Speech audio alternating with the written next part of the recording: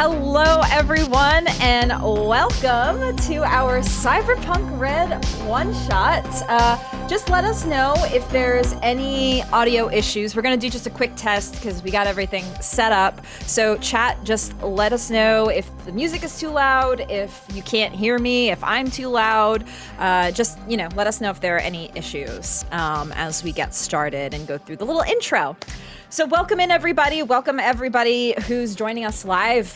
This is our third charity stream of the year.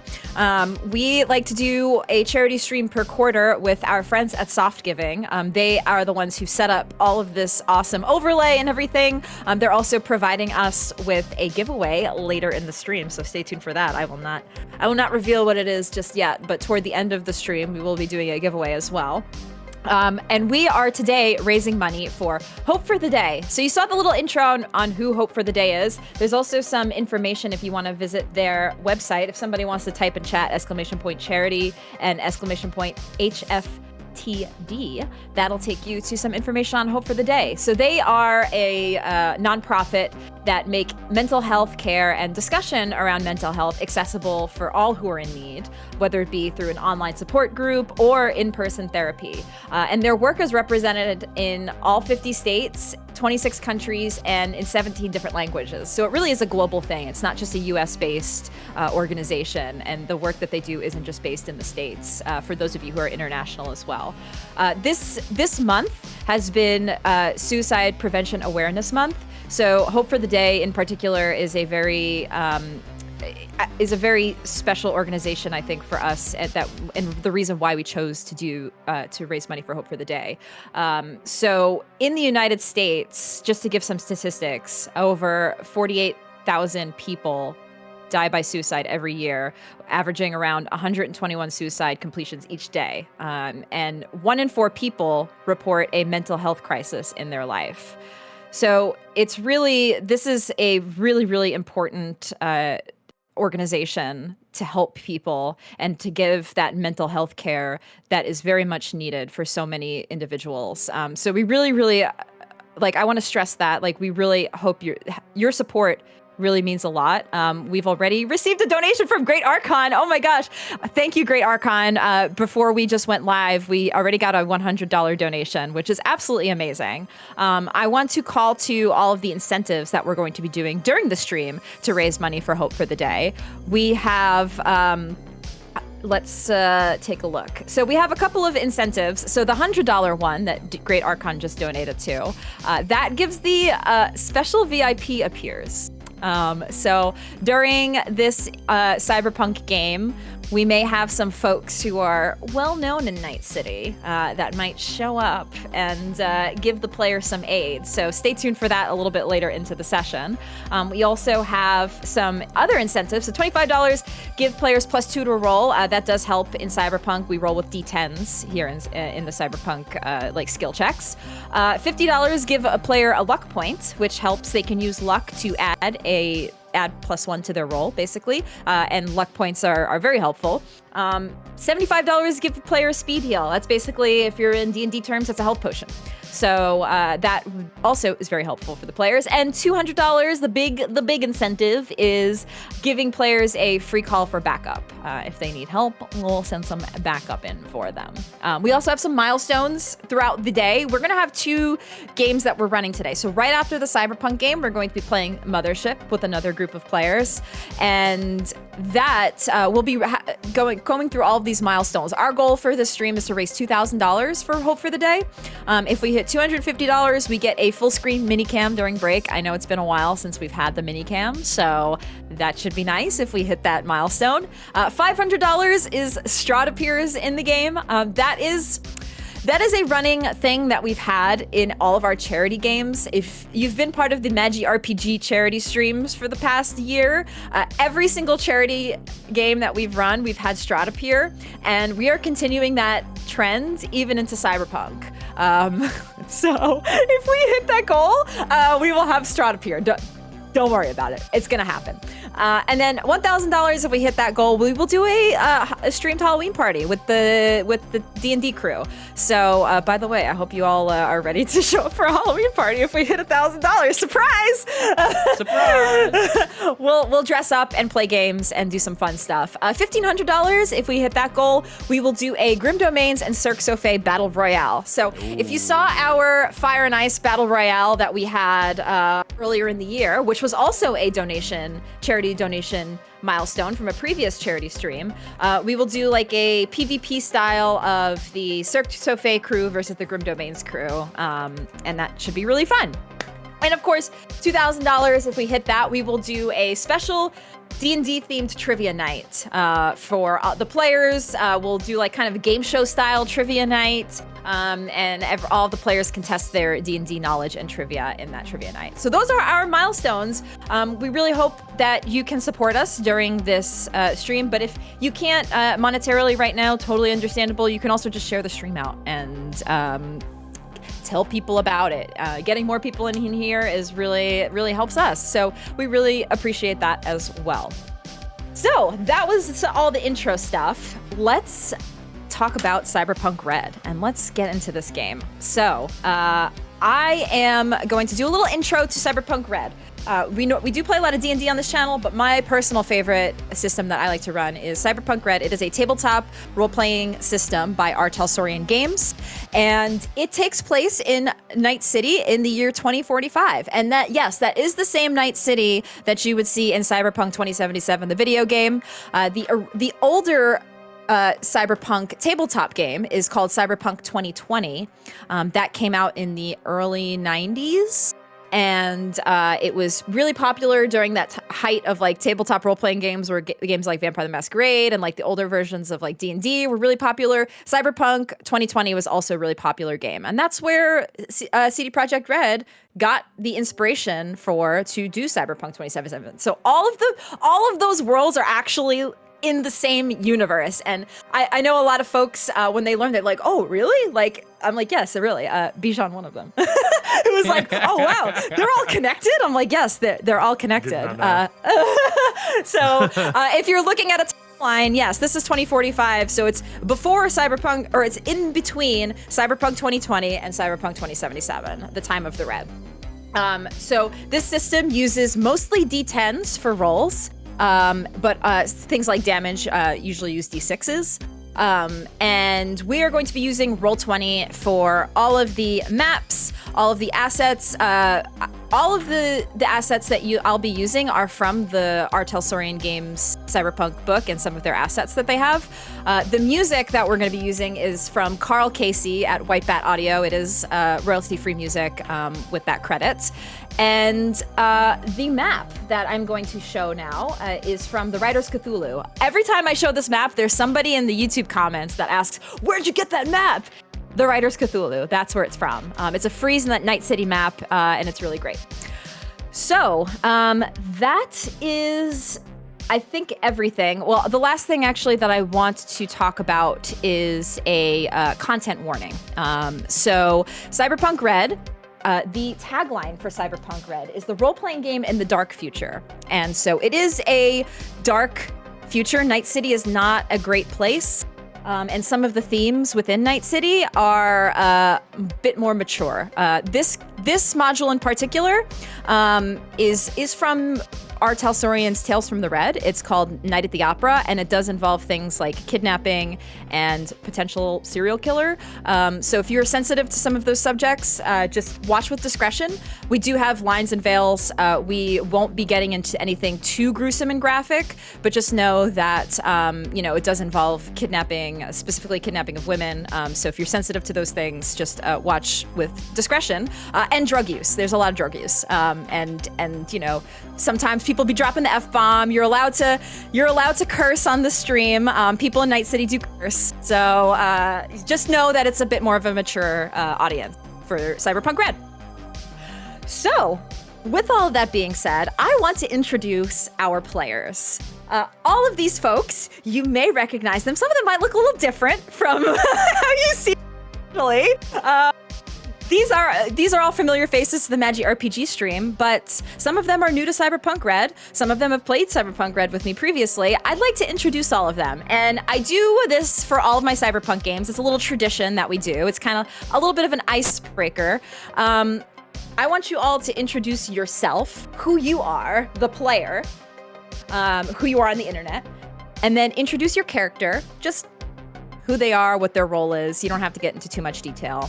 And then the last thing is your favorite piece of Cyberpunk media. We do this on every single Cyberpunk game because even in the book, Mike Pondsmith himself will tell you that you should totally watch other Cyberpunk genre stuff to get inspiration for your games. So I like to just know what everybody's favorite Cyberpunk media is. So introduce your character, favorite Cyberpunk.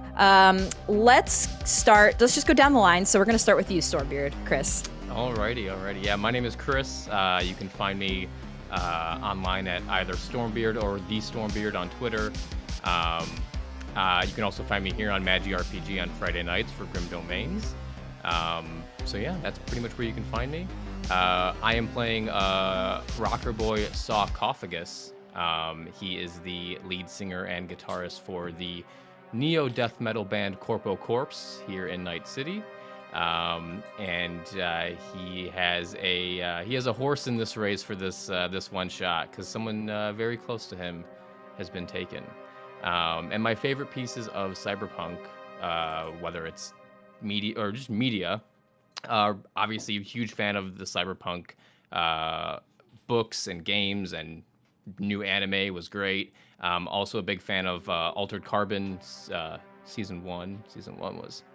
As well as, Akira and Blade Runner, all the OGs. Basically everything, yeah. Yeah, pretty much. Huge fan of sci-fi and fantasy and all that good stuff, so, yeah. Next up, Bijan Uselbard. Yeah, so I'm Uselbard. You can find me as Uselbard on Twitter and with Magitek. I write a lot of the music, or some of the music that we play in the shows. Not anything today, but specifically the theme songs for both of our main shows, along with George, who writes a lot of the lyrics with me. And yeah. Introduce your character. Okay, my character. Oh yeah, Brick. Okay. My character, Brick Hamlin, he's a media, an independent journalist forced to tell stories that are a bit favorable to Biotechnica. And he kind of, wears the suit and tie and has a reputation for being kind of pro-corpo, but underneath the button-down shirt, he's covered in anti-corpo tattoos. He loves hardcore metal rock, and he publishes an underground scream sheets reviewing the roughest, most anti-corporate rocker boys. And where you can find their underground shows. And my favorite Cyberpunk media, I think I realized Cowboy Bebop might be my favorite. Hey. I really love Cowboy Bebop. I love Deus Ex, the video game. I can't get enough of that game. And Batman Beyond is also really awesome. Which we discussed before the stream started, because we're like, is Batman Beyond Cyberpunk? And sure enough, yes, it is. Which I didn't even... That I was like, oh my God. I directly said immediately, yes, it is. Yeah. Yeah. So that's pretty great. Okay, next up is Craig. Whoa! Craig's background just went wild. That was not planned at all. That was cool. I need to check my outlets. Hi, I'm Craigums on Instagram. I don't have Twitter, but TikTok. I do a lot of D&D videos. I'm also here on Fridays, Grim Domains, as Rev. Domains crew. And I also have a podcast that I'm a part of called Unbalanced Encounters Rally. Now on 10 episodes. If you want to check that out, download it where you download podcasts.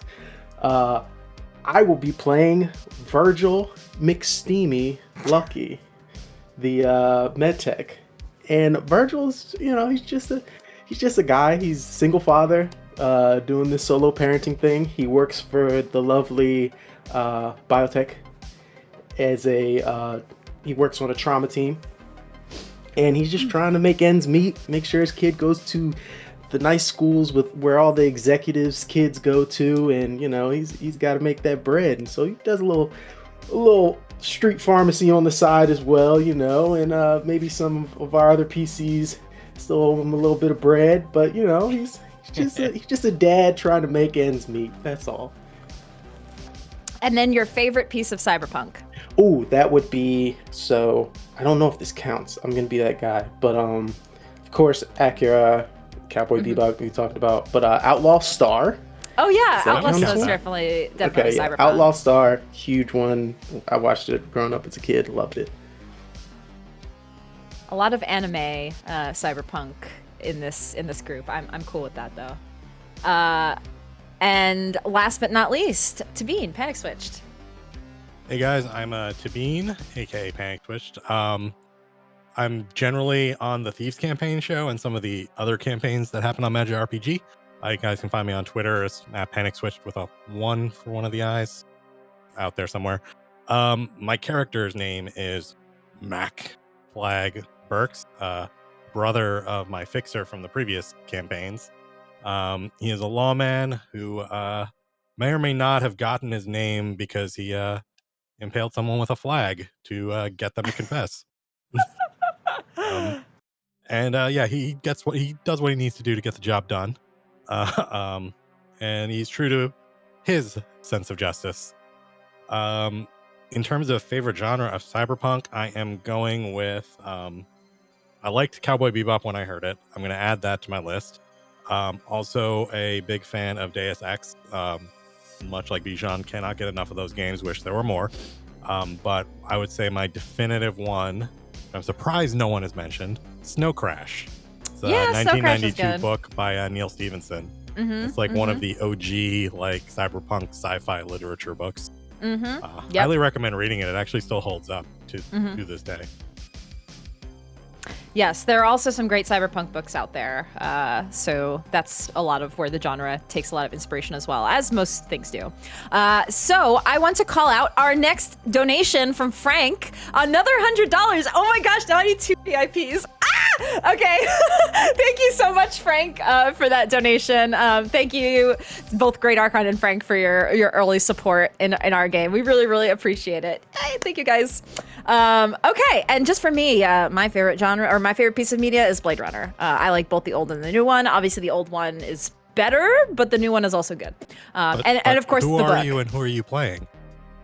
My name is Tracy, also known as Magitek, and I am anybody and everybody, the game master, the ruler of the Magic RPG Cyberpunk Cinematic Universe, the MCCU. There are some continuations. There are some continuations from our previous one-shots. If you watched all of our one-shots, they are on YouTube. They're not on the Magic RPG YouTube, not all of them.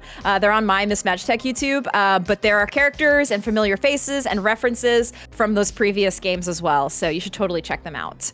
All right, let's go ahead and dive into Night City.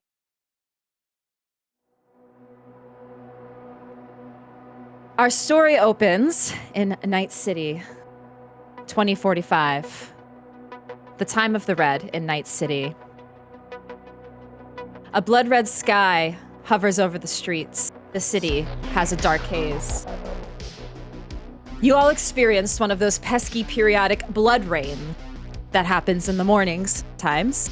It's caused when rainstorms pulled by the crimson particulate out of the skies and is deposited like a greasy crimson slime that falls from the sky, reminiscent of blood. That's how it is in Night City right now, and that's how it's been since the 2020s. Ever since the old Corpse Center got nuked. The Fourth Corporate War was the time where things changed for Night City, and you all remember it well. You may have been younger during those days, but you haven't forgotten the things that took place in the 2020s. Magitek and Arasaka were the two major corporations in this war, involved one against the other, and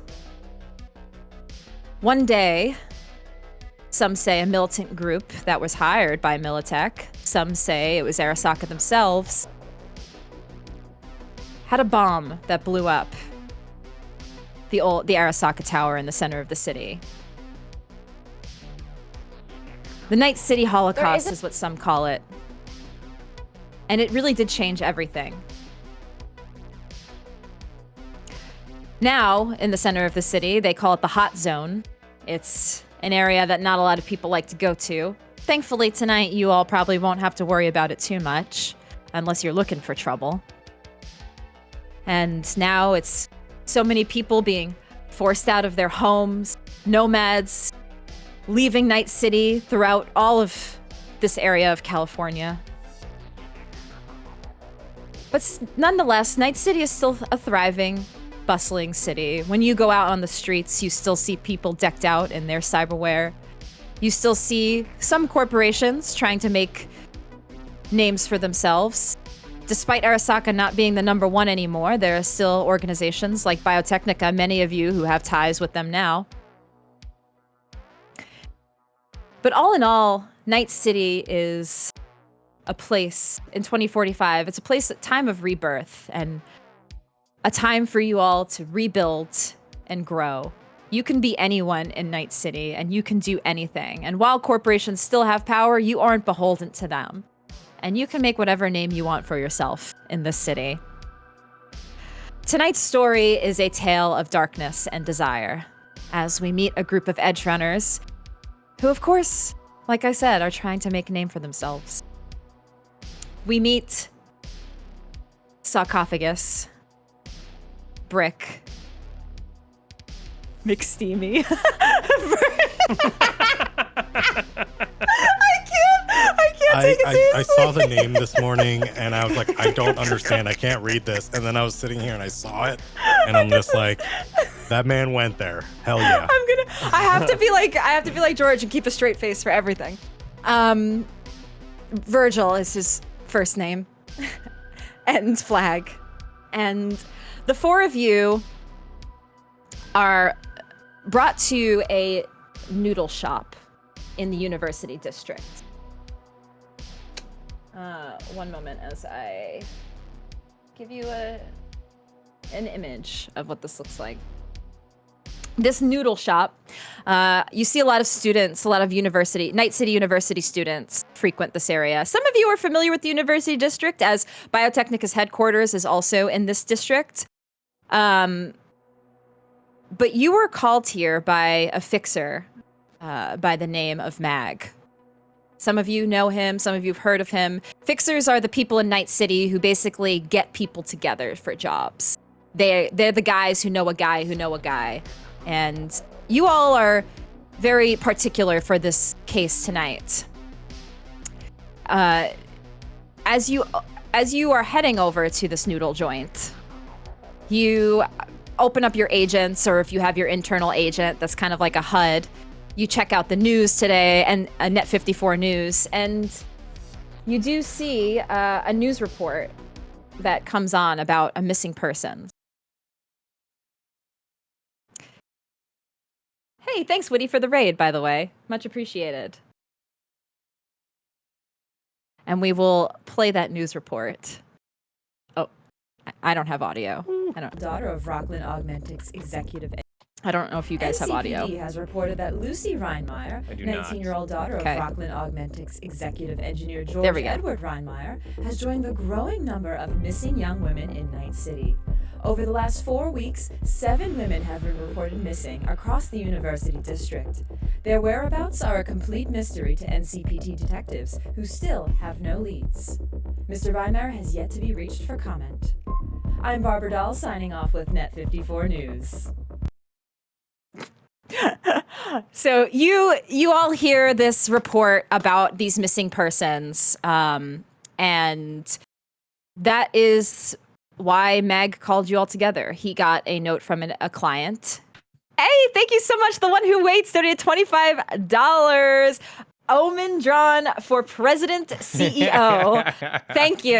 So that gives a player +2 to their roll. So whomever, not Omen, you can't give Omen a +2 to their roll. But if you'd like to give one of the players a +2 to their roll, let us know in chat. So you all make it over there, and so you're called in for this missing persons case.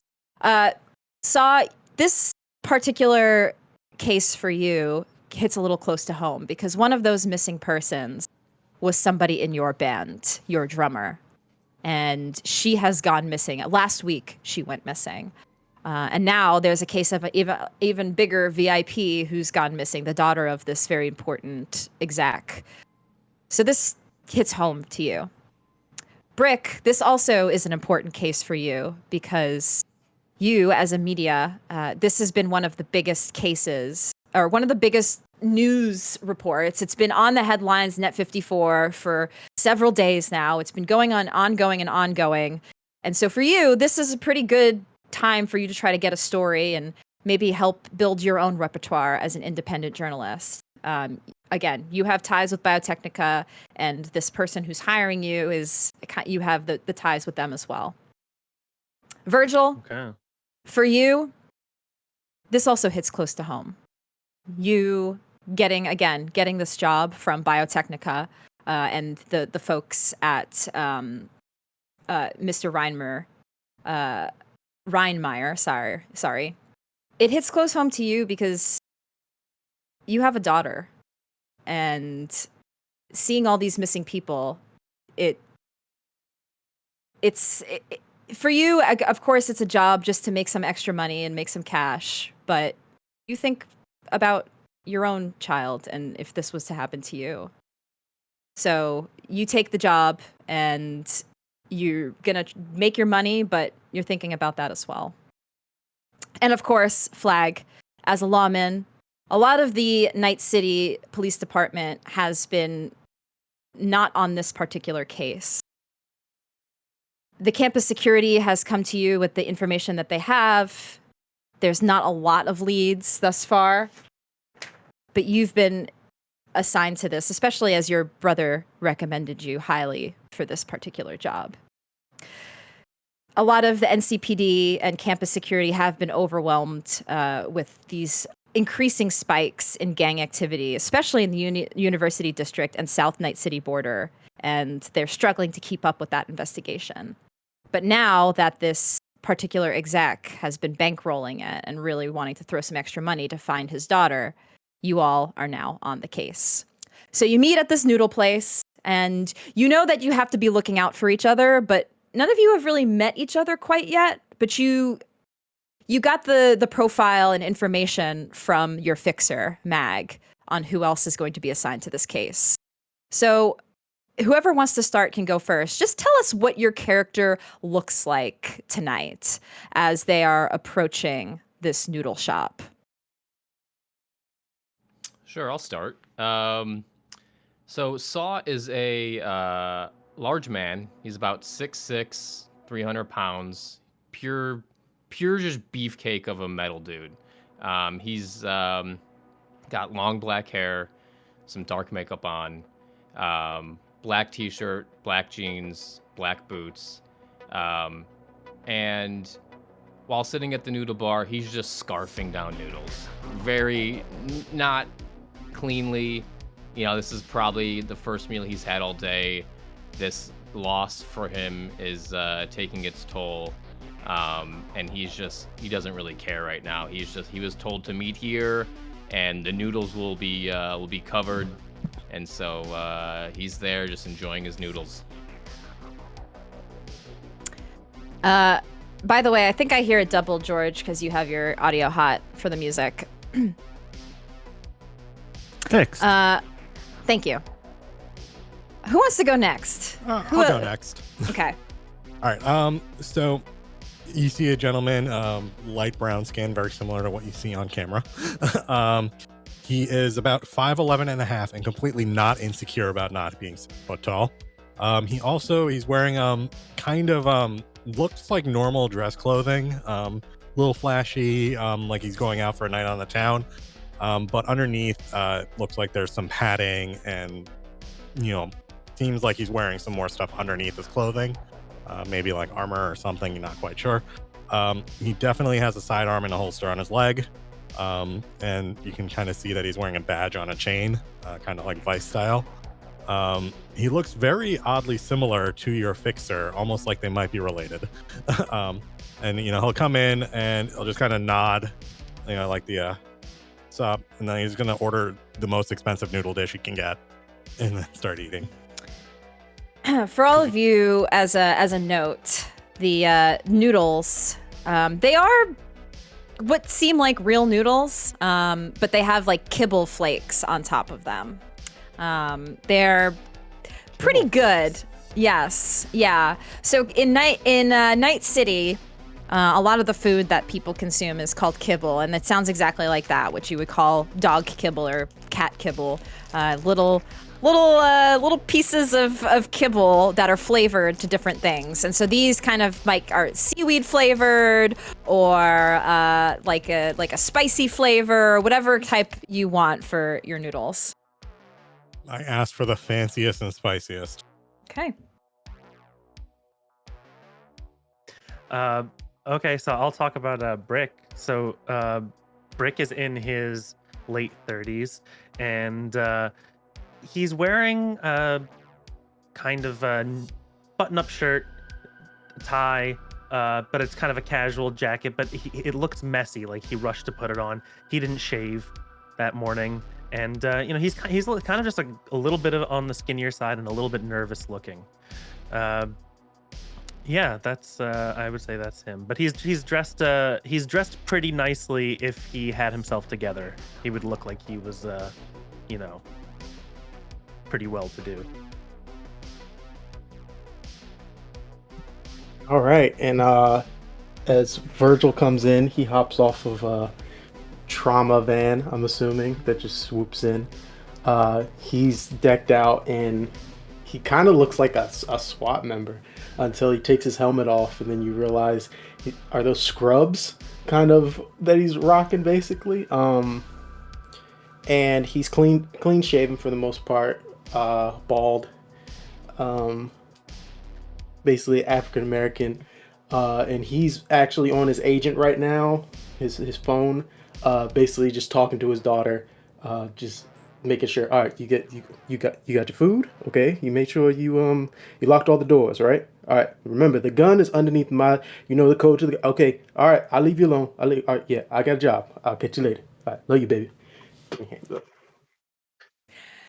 And so the four of you, as you approach this noodle shop, some of you ordering food, some of you more occupied with other things, a like GPS tracking thing in your agent goes off that when the four of you met here, you were to get a message from the person who hired you. And so as you do, your agent pops up, whether it be, again, internal or just on your actual agent device. You see a message from an exec known as Omen, and he brings you a message. Oh, we can't hear.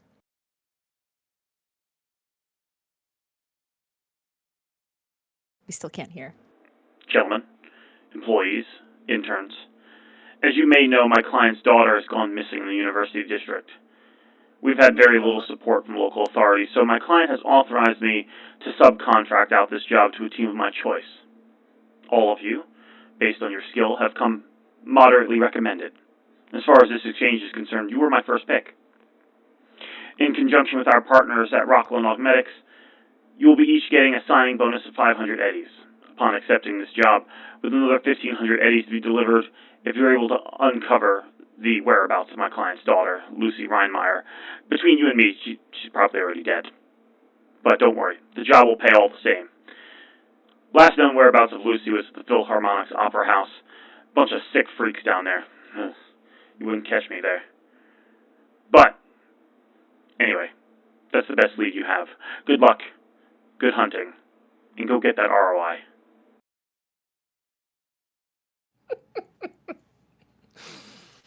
All right. What do you all do after you get this assignment? Can I just say that Omen is timeless? So good. So good. So good. Saul will look up, notice that everyone here has probably just got the same call. So, Philharmonic Opera House sounds like a good spot to start. Can you calm down a little with that, man? Really? Have you tried swallowing?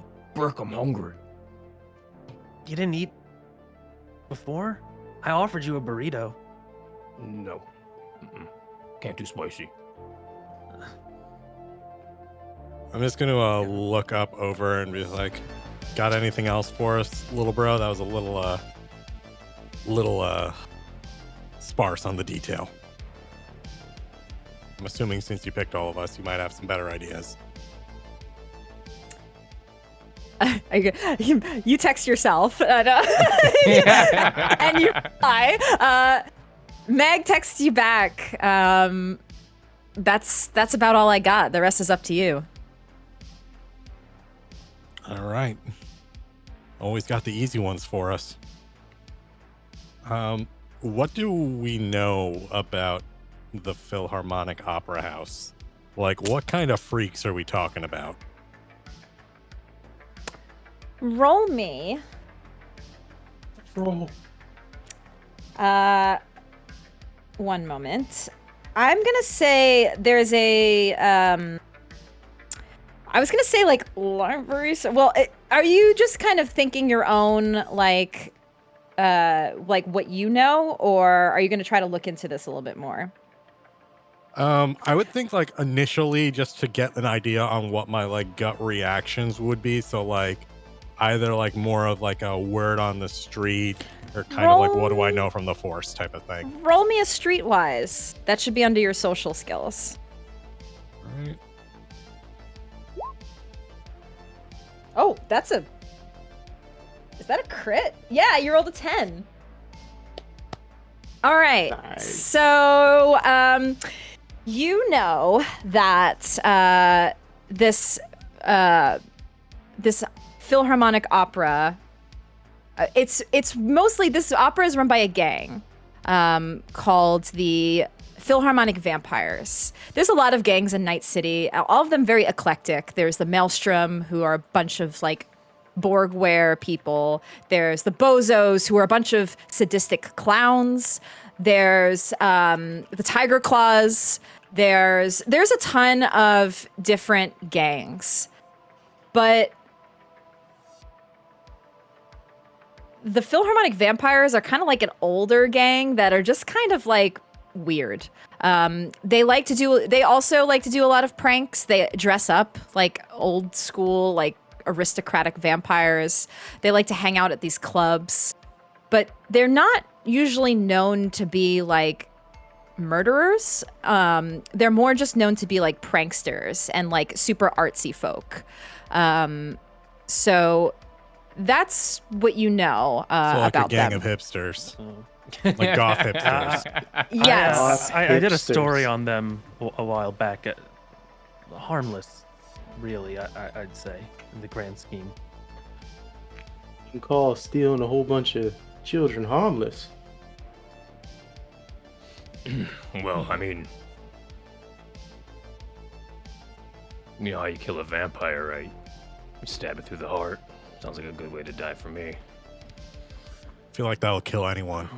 Yeah. That's pretty I've seen- universal. But When you hang around with Maelstrom enough, you'd be surprised. I think I should only. It's only fair to tell y'all. He taps his temple there. I've got the micro video running. I figure we're on the job now. So, just so you're all aware. Make sure you get my good side, Brick. All right. Yeah, he gives everybody like a stare. He gives it like a good look in your face, so you're all recorded. You know. oh, that's unsettling. That's very.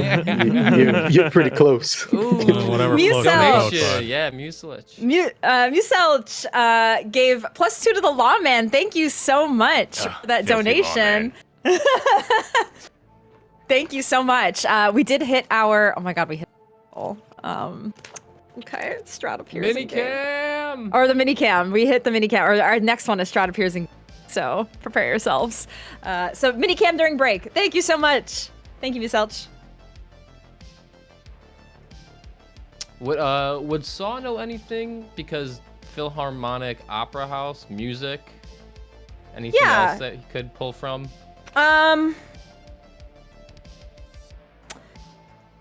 Roll me a streetwise as well, just to see. It's not a very high difficulty value. Ooh. Oh, that's a crit fail. That's a crit fail. But I will give you this much with a crit fail because you are a bit more savvy in the arts. I'm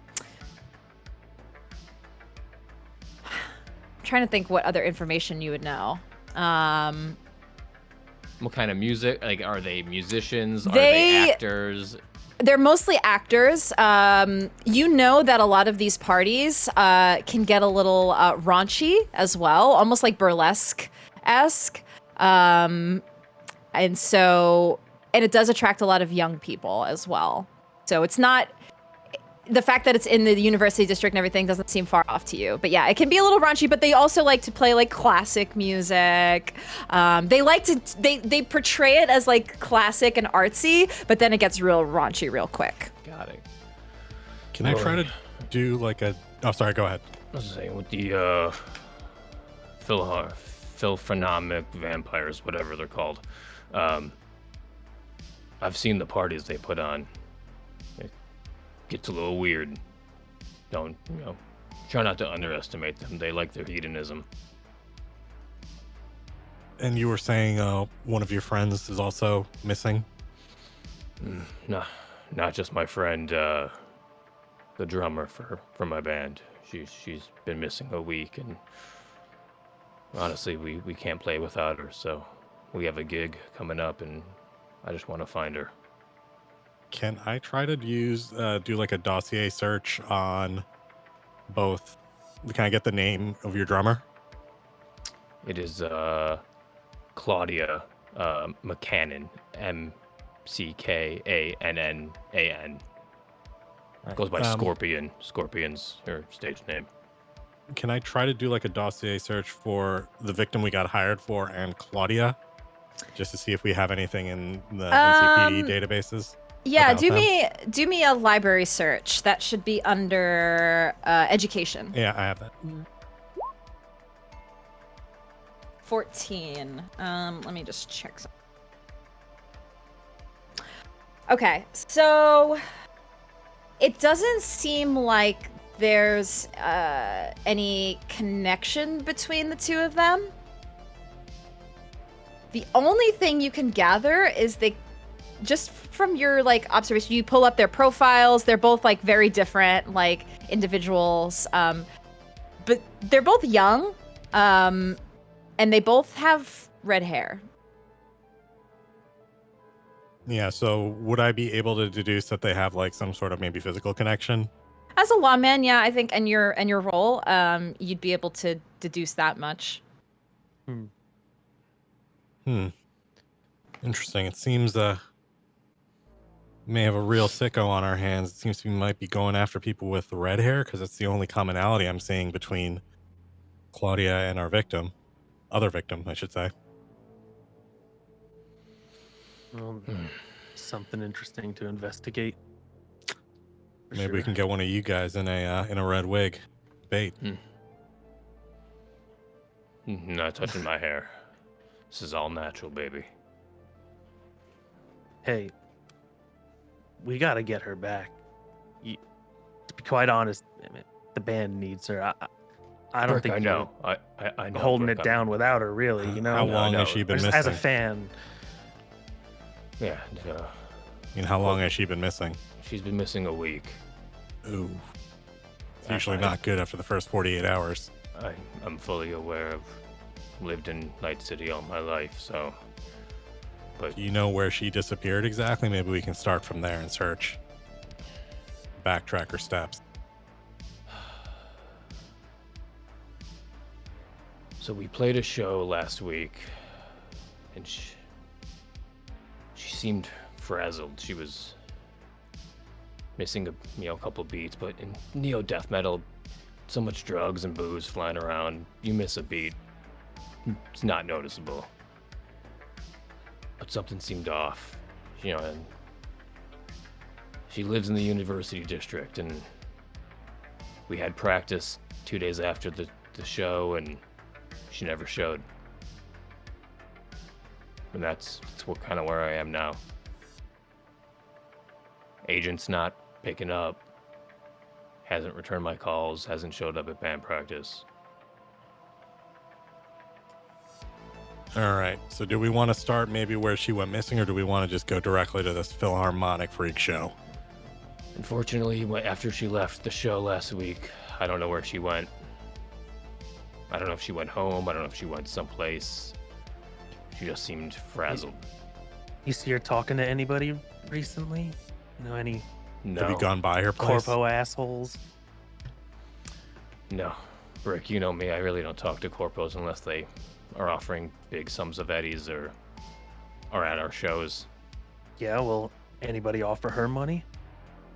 Not that I know Just of. talk about a job? I don't, I try not to, inconvenience myself with band members' payroll. I pay them the band cover, what we're all due, send them on their way. They show up at practice. That's usually how it goes.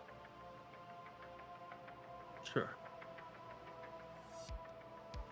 Do we So- want to take a run by her place before we go to the Philharmonic? Maybe investigate if she received any communications? I honestly, I don't know where she lives. Oh. I've Oh. me, I've That's tried. important. I've tried to find out where she lives, if you know what I mean, but So you're not that close. we're not that close, but nothing's ever come out of it. All right, fair enough. The four of you, as you're sitting here talking and figuring out where to go next, you do see a ostentatious poster plastered on the side of the noodle shop. It looks like this. It reads, "Come to a night at the opera with the Philharmonic Vampires." And you see this very this fanged image, and you also see this collection of shadows striking classic vampire cinema poses. The date is for tomorrow night, and at the bottom of the poster is a link to a garden patch. The garden is basically the internet in Night City, and that's where you can buy tickets. It also includes a note about the event's dress code, which is listed as Old World meets New, Drama, Sensuality, Black Velvet, Danger, Ooh. at the Night City Symphony Hall. Brick, what does this say, Brick? Can you read it to me? No. Yeah. Oh, of course, buddy. I pull him to the side. I pull him Can off. you not read? Says, What? he's can read. he's fine. He's fine. It's It the says- flashing lights from shows. Just I got scarred retinas, I think. And I hunch over and I go, just spell it out. Just bite into Bite. bite Bite. I-N Into. You got this. All right. But for the purpose of kind of speeding things along, it says bite into the forbidden night at the opera with the Philharmonic Vampires. Okay. Okay, Bite into the so- forbidden night at the opera with the philosophical vampires. That's what it says. Yeah, that sounds That's about what right. Yeah. Mm-hmm. Yeah. I'm just going to make an I told internal you. note in my agent. Pretty sure Saw can't read. Possible weakness. Tragic. Possible weakness. I mean, look, if I tell him to take a right at the sign that says this, I need to know if he can do that or not, Gotta go with colors. Not tactically speaking. We'll practice more at home, buddy. put the thing away. Sounds like we might need to get some better clothes. How much are tickets? That too. The tickets look like they're 20 eddies. Pretty We were given- expensive. We were given 500, right? You were Yeah, given signing 500 bonus. signing bonus, yes. Oh shit! So I go up to at this time while we're like breaking off and talking, I go up to McSteamy, and I just hey Brick. man, Uh, yeah. Yeah. So I got the money that I Oh, you got what Here's- you owe me? Hey, yeah. turn that thing off before we continue this. Come. Oh, yeah, of You course. don't want your fans I mean, knowing you're a druggie, do you? Go ahead. I edit it. It's It's fine. But he Oh, turns it okay. off. Look, also, and he gives him like another 100. It's like, can I get 2 more, please? 2 more. You know, this stuff will eventually kill you. I've got a tolerance. I'm okay. I'm all right. I'm okay. Okay. I'm Okay. fine. As long as you're good. This is all right. I know CPR. I'm just messing with you. Yeah, sure. And I think it's like daily. I can give 2 pharmaceuticals out Yes, you can. because If you wish to use that for Brick's addiction, you absolutely can. Just everybody know if you want any stems or anything. Whoops. I'm just gonna loosely clear my throat, saying, "Really, guys, in front of the law, man." Oh no worries. This is biotech pharmaceuticals. Gotta Everything's use that fine. for a skin condition. Yes. A prescription. So all those tattoos, right? Okay. And he'll give him. Oh gosh, what should I give you? Chat, this is a good time to note that one of our donation incentives is give players a speed heal at $75 as their Medtech is giving away their pharmaceuticals. For money. Hey. These private While schools they're- are expensive as hell, all right? While they're doing this, can I try to see if I can convince the NCPD to pay for my clothes and ticket as part of this operation? Yes. Roll me a. I was gonna say bribe. You can do bribery Can I or do- persuasion. They're both cool. The same stat, so you can just choose if you happen to have in one of them, bribery or persuasion. I was gonna say, can I use bureaucracy? I'm gonna just read the. Is that a social skill? It's an education skill of like knowing how to navigate the bureaucracy of the police. You know what? department. I'll give that to you because it's NCPD. You can Yeah. roll bureaucracy. Okay, I'm like effectively, I'm trying to see if like I'm not gonna go like extravagant. It's like I want to be able to expense this stuff. Yeah, Get paid back. that's All right. totally fair. 13. 13. So I can give you a surge and a stem, but that's gonna come to about 500 eddies.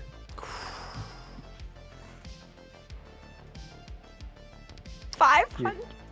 500. I don't have- I'm looking at the prices. Wait, I don't think I have enough because I owe you 50 and I only have 500. Hey, Mm-hmm. can you spot me another 50? I gotta front you again. Brick. Just you know Brett, how come much on. money I just got. I'm just like So effectively, you're taking all of his signing bonus, which is hilariously good. You've doubled your money. want the 500 or not? Like I'll just give you the 50, I guess. I still have a little bit. It all depends. You know, you can always come to me when you need. You know, whenever you're feeling it, we can make this transaction. But until then, come on, man. You know, these executive schools are ridiculous, man. I need this money now. All right. Yeah, he gives him the 50, and just kind of like shuffles off. Flag with that roll, the bureaucracy roll. That is the everyday DV if you're looking at the DV value chart in the book. So yeah, I would say that you are able to convince NCPD to cover the expenses for this ticket and to get you nicer clothes for this opera. Hell The yeah. rest of you, you can make your own choices on how you want to get attire for this opera. Flag is covered, but the three of you are not. Oh, Saw will he'll buy his own ticket. He's got some money from a previous job. I'm just gonna say you guys might be able to hit up my brother, seeing as he put this together. He might have some budget. Or Omen. Yeah, Omen too. Oh yeah. Brick just paid for Virgil's ticket, honestly. So I think Brick.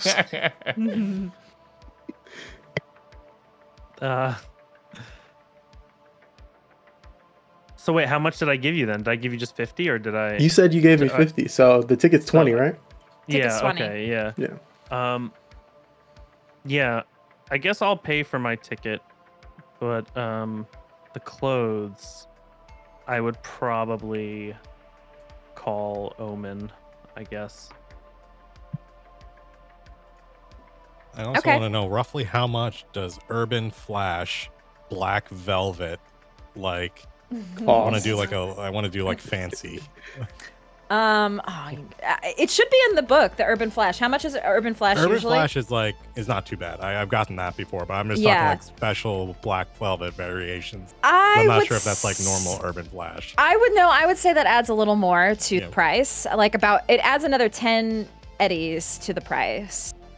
From what it would standardly be. I would assume Saw is already kind of urban flashy, but he is going, before he goes, he is going to go home and get his long black leather trench coat to try to fit in with these philosophical vampires. Okay. I'm going to use the NCPD money. I have Urban Flash stuff. I'm going to purchase a black velvet trench coat with neon like EL, electroluminescent striping.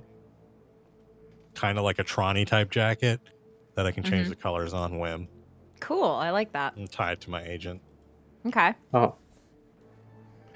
Virgil's going to go to the most intelligent when it comes to fashion that he knows of, which is his daughter.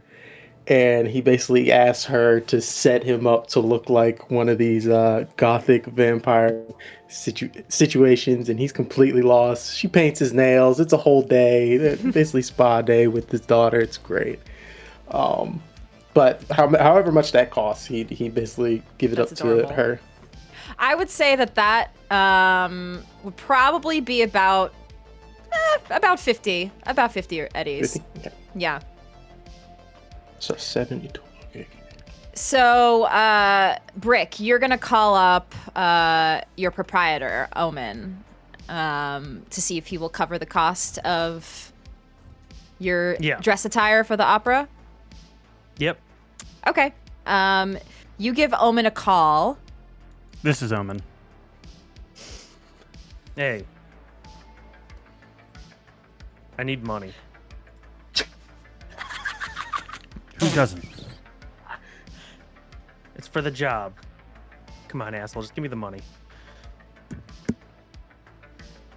And, usually money, it's exchanged for goods and or services. What am I getting for this money? Look, you're offering any goods? You want us to investigate these girls, right? Well, in order to do that, I gotta look the part. I need clothes. You did just receive 500 credits. That's a payment. I'm not buying clothes for the job on that money. These are expensive clothes.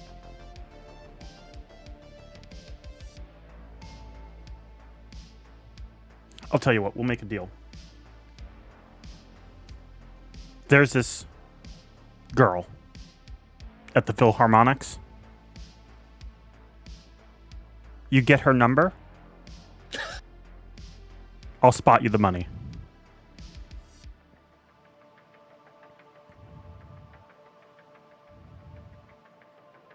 Wait, you're not gonna spot me anything. In exchange for goods and or services. This is the service I'm asking for.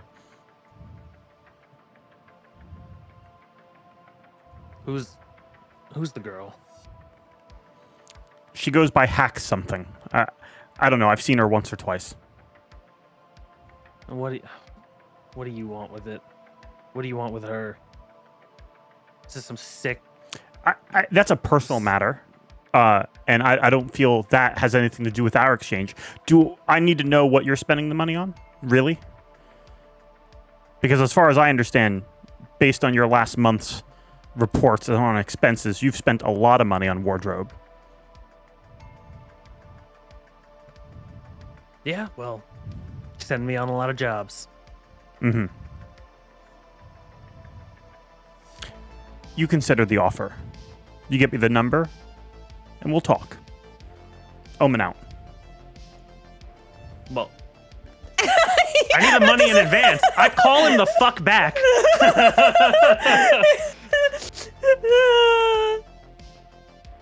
Oh no! Just tell him the money's a loan. We're but sorry. if you get him the money, You have reached the voicemail box of Omen Drawn. Please leave a What's the message. voicemail? There wasn't even a ringtone. You got instant voicemail. Oof. He can. All right, that's fine. Brick, That's Brick, fine. What, you're getting heated again. What's going on? You're swearing in front of everyone. Corpo, fucking asshole. Oh, boss man. Yeah, I know, boss man. Yeah, he got me Yeah, Mr. Mephistopheles. Yeah, he got me him last time. That's where I got the cat, dude. Well, you got a cat? This doesn't Those concern are you. real? Law man doesn't concern you. It's a pretty That cool sounds cat. freaking awesome. Yeah, It's a pretty cool cat. I have to admit. yeah. Look. Yeah. What? I'm just sick of doing their sick games. I'm not trying to play into that anymore. You know I hate seeing you like this, all right? What do you need? I just need a minute, and I'm fine. And he walks off, and he takes out a little pouch, and he takes a little hit of his Rubs his nose of a his bit. synth coke. Yes. He kind of just shuffles off from the side, and like he's not hiding it from Saul. Knows exactly what he's doing, but he's kind of just like keeping You it have to make from the other guys. a resist torture drugs roll. Shit, I meant to tab the drugs book page because I knew there was gonna be some heavy drug use in this particular. As the med tech, I will leave mine up, ready to go. Yeah, I knew I should have had this page bookmarked. Which one are you Synth doing? coke. I'm doing the synth oh coke. okay. Oh, you going fancy? All right. We just started. One moment, everybody. Let's. I'm just gonna pull it up in the PDF because that's easier. Synth coke. Let's see. What kind of things? What effects do you get from that? One moment. If anybody has the ref- page in the book, in the. You said the Cyberpunk. thing. Lasts 4 hours. For Ah. the duration of 4 hours, the primary effect, the user's reflexes increased by 1. Can raise your reflex above 8. In addition, they are prone to paranoid ideation. Mm-hmm. The Okay. duration of the your GM will occasionally tell you what you feel when you feel paranoid. You should do your best to roleplay accordingly. Okay. If the All user right. wasn't already addicted to synth coke, they are. So this is it's a DV15 for synth coke. Yeah. Roll me a resist torture drugs. With Okay, the resist difficulty torture value drugs. being 15. That would See be how much body? this- Okay. Ooh. Okay. All right, so you don't get those extra effects from the synth. But the primary effect is, you do feel a bit paranoid, and your reflex increases by 1. As you all are kind of getting yourself prepped for going to this opera, and you're walking throughout the various areas of the university district, you hear students chatting on the streets, and you pick up some conversations. One girl you hear talking to her friend, she says, "This is going to be the event of the week, okay? Those vamp shows are always so stylish. Missing women? Don't be such a downer."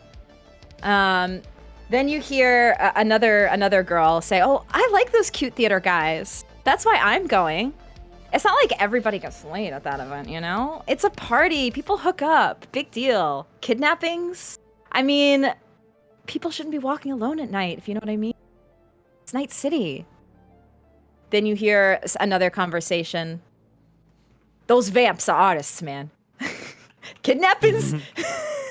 You think? I have to keep a straight face, damn it! You think those vamps would be pulling a stunt like that? Nah. Word is on the street the vamps are just as concerned about those missing women. I heard a pair of those vamps talking about it. Pretty hush-hush down there. And so everybody seems to be talking about this show. It seems to be like it might be the big event. As you all get yourselves prepared, doing your various rituals, meeting with your daughter, going back home, getting your jacket, meeting up with your brother, taking some drugs. You all get yourselves ready for the night at the opera, at the Philharmonic Vampires Opera House. It's at the Old Night City Symphony Hall. And, sorry, was it tonight or was it tomorrow night? It's technically tomorrow night. So is there anything stake it we're out gonna tonight for tomorrow night while I get everything sorted out? Yes. Like I don't want to go in. I just want to keep an eye. Just like understand what we're walking into for tomorrow. Roll me perception. All right, that's under awareness.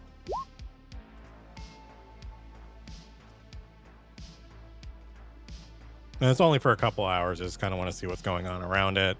Okay. Not really drawing attention to myself or anything like that. You look around and you see. Well, you don't see all of this. You see the outside, but I'll give you this map as an idea of how big it is. It's a pretty big opera house, and you see some students like hanging out around there. You see some people dressed up nicely, but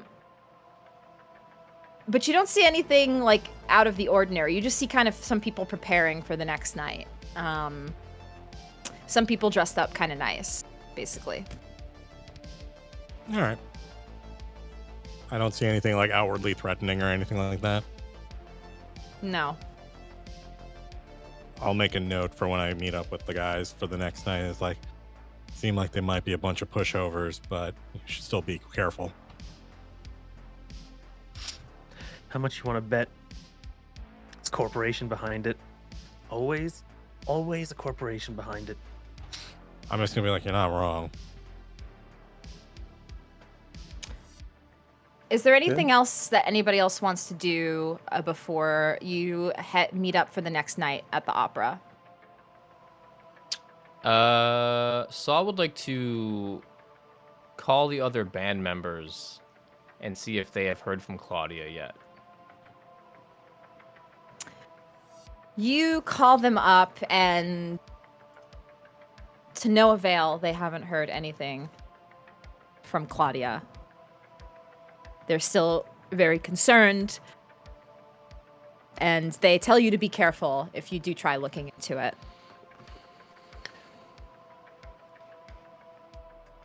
This party, are there any other bands? Are there bands that are going to be playing there? Like, is there music? It is a performance that's going to be happening on the stage, but it is a performance that's happening on the stage. Okay. It's one performance. Understood. Got it. I think Virgil would just make sure he's got all of his gear from his trauma van that, he can pocket off. Any extra, there's a lot of people going to this here shindig. Maybe he makes a few sales, But that's about it. Okay. So, the four of you meet up the next night, just after sundown, the night of the party, outside of the Symphony Hall. And I think, George, can you mute yourself? I hear you're typing. That is not me. Oh. That was me. Oops. My apologies. I was just yelling at somebody who wasn't there. So you meet at the Symphony Hall, and you do see. I almost called you Flag. You do notice some campus security that's parked outside of the Symphony Hall, but other than that, you don't see any other security. You don't need to out me as just a university beat cop, okay? Hey, Binary! Thank you so Binary. much for the Thank you, Binary. 25. So that gives a player +2 to a roll. So if you have somebody that in particular you'd like to give that +2 to, let us know in chat. Thank you everybody for the donations thus far, by the way. Really appreciate it. You just roll me a perception, actually no, you already rolled last night, so I'm gonna say that counts for tonight as well. You notice that the campus security officers have a cybernetic installation on them of vampire teeth. So, as the four of you approach, you see a large set of marble steps. The stonework is worn and neglected, and between the two pillars stands a massive door that hangs wide open. And you see a man in a black suit, a black top hat, standing at the doorway. He looks something like this. And this is from the old Cyberpunk 2020 campaign book. So this is some classic Cyberpunk art of what the Philharmonic vampires look like, and this man in particular. I'm Also, thinking the Riddler $25 donation from Witty. Thank you, Witty. Hey, Witty! Thank you Thank so you, Witty. much, Witty. Let us in chat. You get to give a +2 to somebody if you want to give that +2 to one of our players. Thank you so much, Witty. Definitely the Riddler vibes. Yes, I agree. Oh, Binary gave his boost to our resident drug dealer. Nice. Yes, thank you. Awesome. So Street pharmacist. the man has a red cloak resting on his shoulder and draped down to his back. In his right hand, he holds a black cane with a silver bat head and a handle.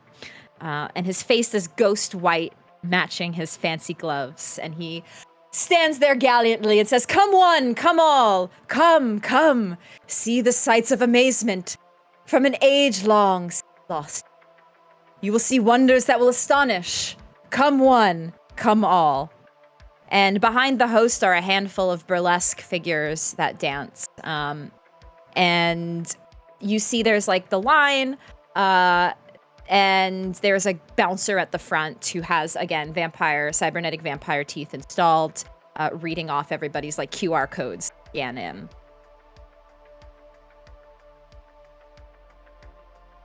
How would you guys like to, do you guys wait in line, or do you try to see if you can get past the line? Ooh. Are there any like alleyways alongside the opera house? There are. So the buildings in between are pretty spread apart. So there's like, I would say like 10, 15, like 15 feet of alleyway in between the buildings of the Symphony Hall. Saw wants to. He's not gonna go in yet. He, playing at different clubs. Tiger Shady, $25. Thank you for Craig. Thank you. Oh my Thank god. you, Tiger, so much. Keep the healer up. Another +2 to the roll for Craigan. All right, I gotta write these down. Shit. I think he's got 3 now, right? Jesus. Yeah, playing at clubs, he's no stranger to bringing in gear and going through the side door. He's gonna go see if there's any commotion or anybody standing out there protecting a back door. Roll me a perception check. Hey, aren't y'all, music people? Can't y'all get us in somehow? Wow, another nat 1. Wow, poor Saw, not having a good night. Can I just try to? I Can I just just try to respond, walk yes, so in much. and flash my badge and give them the ticket, but just skip the line with my badge? Yes, make me a. That might be bribery. Make me a bribery check.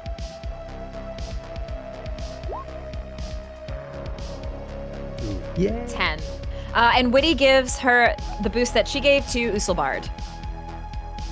Oh, +2. thank you. Okay, so Saw, you don't see much looking down the hallways a little bit. You see a couple like getting ready to make out in the side. That's about all you see. The night hasn't even begun yet, and they're already getting busy. Flag, you walk up to the front. You flash your badge, and they just kind of look at you, and then they go. I also have the ticket. Like, the line goes down this way. we're here on My an friend. official investigation, my friend. Investigation. We don't want any trouble here. We're here for a good time. That said, I do have a ticket. I have paid. This is true. So, Saw's gonna come up to him, be like, "Oh, forgive my friend here. He's had a couple of drinks. He's just playing. He's not a real cop. We'll get in line. He'll be fine. We don't want any trouble." I'm gonna give him the stink eye and go with him. Were you talking Yo. to the Philharmonic vampire there? Or were you talking to someone else? Yeah, he is standing next to the bouncer right now. But the Philharmonic vampire addressed our lawman. So I would like to go up and talk to him, actually. Yes, my friend. This is quite a production I see you're about to put on here. I may have heard of me. I am media. I was wondering if you wanted somebody to tell this story from your perspective. And who, Mr. Media, do you work for? I'm independent.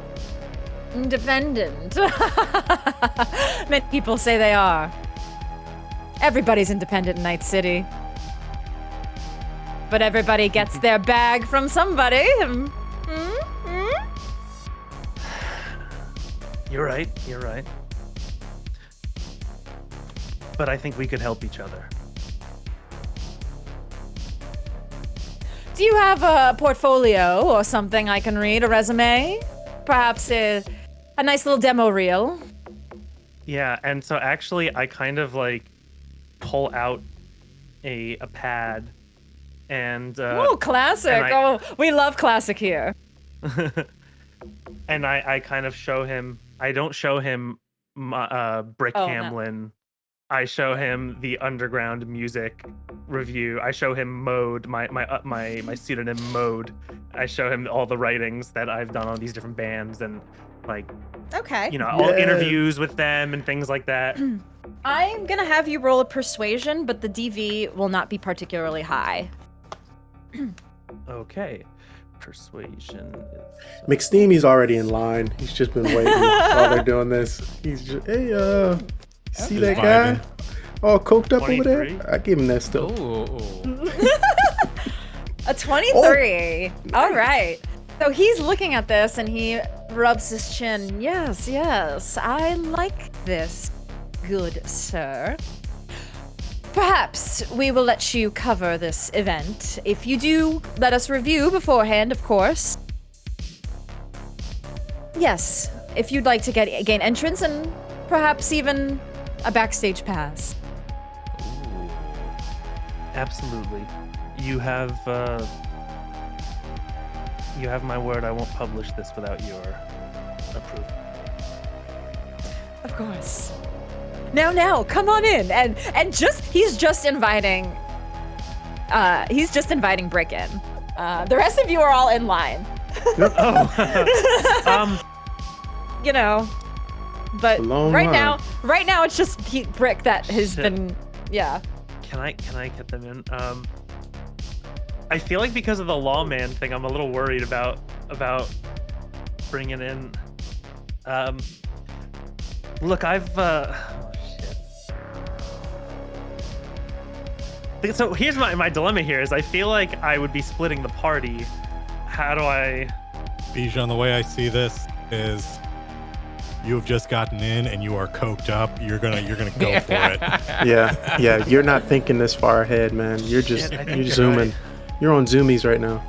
By the way, are we Generation Z? If I'm doing my math right, We are Zoomers. are we and Zoomers right now? millennials. Yep, you're Zoomers. You're old Zoomers when they're old. Though. Oh, Yeah. Well, I'm a millennial. ooh, oh, Ah. okay. How old are you? I'm 36. Oh, I think then I would be millennial too. Yeah. 'Cause I'm in my late 30s. So. Your characters, right? the characters, right? Yeah. Okay. Yeah. Okay, I'm gonna all right, lead the way. And I look back at Saw and it's like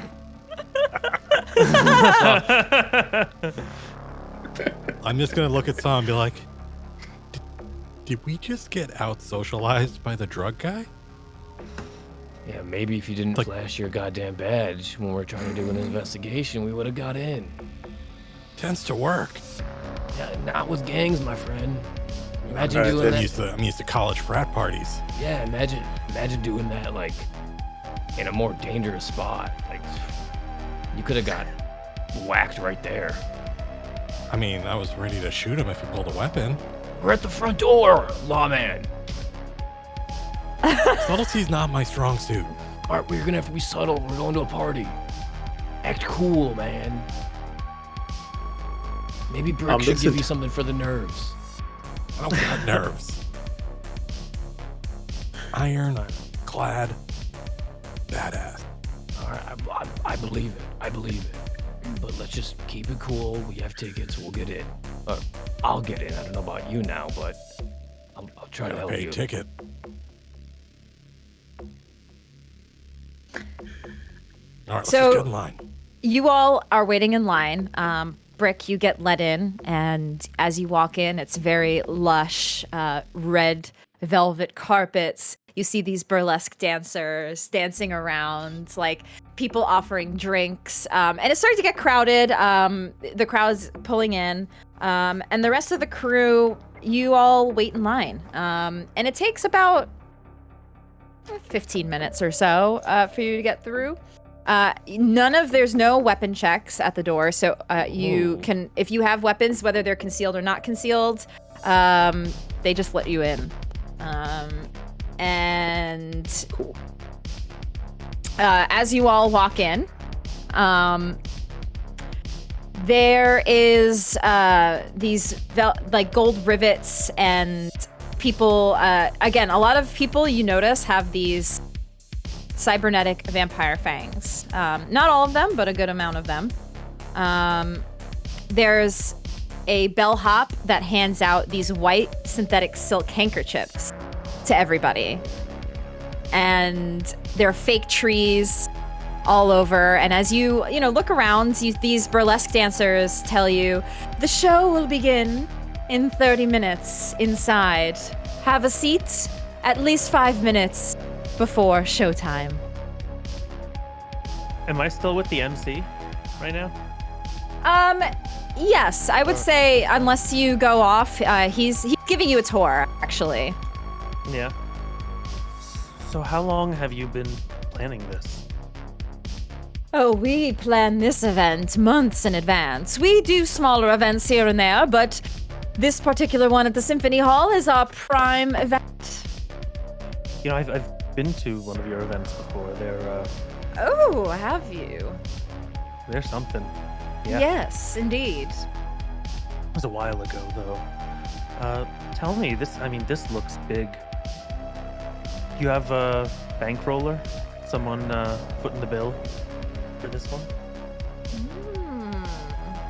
Is that going to be part of your story? Only if it's interesting. Or important. You know, the Philharmonic Vampires are a very old gang here in Night City. We were here before the Fourth Corporate War even started.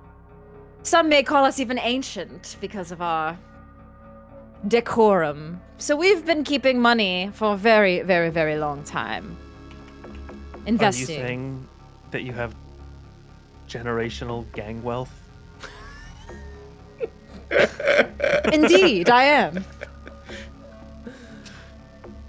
Understood. Very, very interesting, and makes a little mental note with his internal agent. Not every gang can say that. These newer ones popping up here and there, they always are looking for trouble, violence. We just like to have a little bit here. Nobody hurts anybody. That's what I remember from your events. But, you know, things the way they are today. You live around here. Aren't you a little worried about people going missing in this area? How it might affect your show? Yes, we've heard the stories, we've heard them. It has nothing to do with us. It's unfortunate what's happening, but we're not involved. So I've heard on the street otherwise, you know. Nothing credible, you know, but people are talking. Yes, I know, I'm quite aware. Look, we want to have fun tonight. We don't want to bring up the bad and all of the drama. We're here for a good show. So if you're here to get your story about the things of these people going missing, I can't help you. I can only tell you about tonight's show, which is actually a performance of Dracula. A neo performance of Dracula. It is going to blow the audience away. So if you want to hear more about that, I'm happy to share. I would love to hear more about that. And he leans into that. He doesn't want to push too much deeper right now. Okay. And he begins to tell you the all of the inspiration behind like a Night City version of Dracula. And and you continue that into your story. What are the rest of you doing as you get in? Saul's gonna look for. He's gonna look for like maybe like the bar or the concession stand if they have one. They do. Go order himself a drink. They have red wine of 3 different varieties. That's all you have. Of course they do. You know, like whiskey or red wine. We also have some synthetic kibble if you'd like as well for food and hors d'oeuvres. Red wine will do. So as you're walking up to the bar, you look at some of the decorum around, and you see that there are these mirrors all around. But the mirrors, roll me a perception check.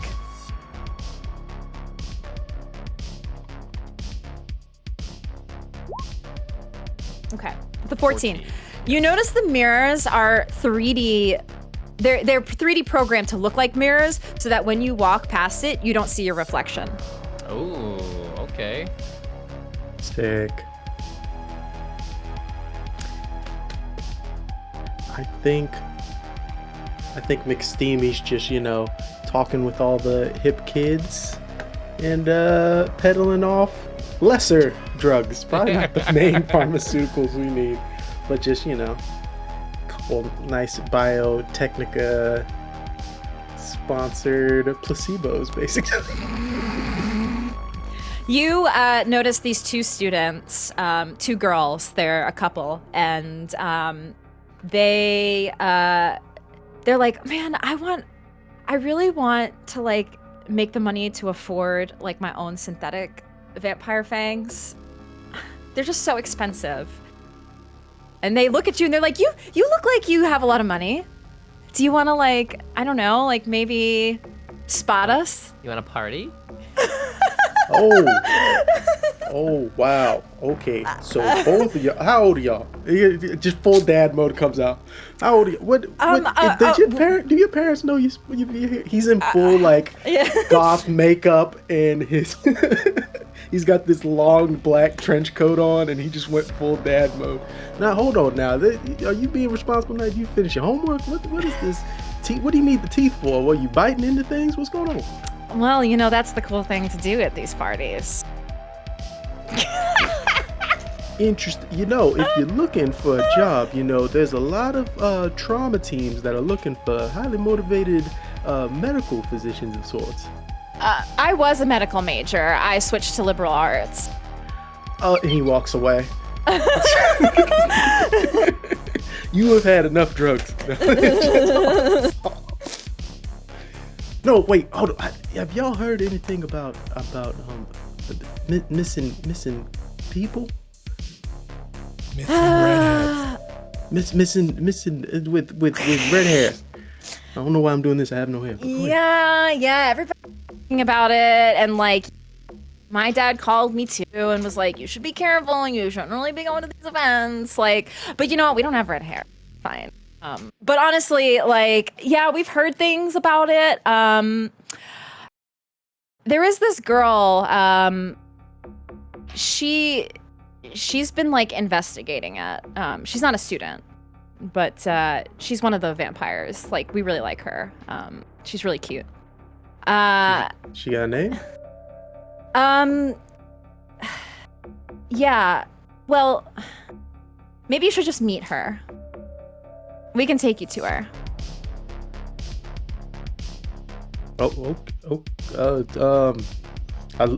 He looks around. Are any of his buddies with him?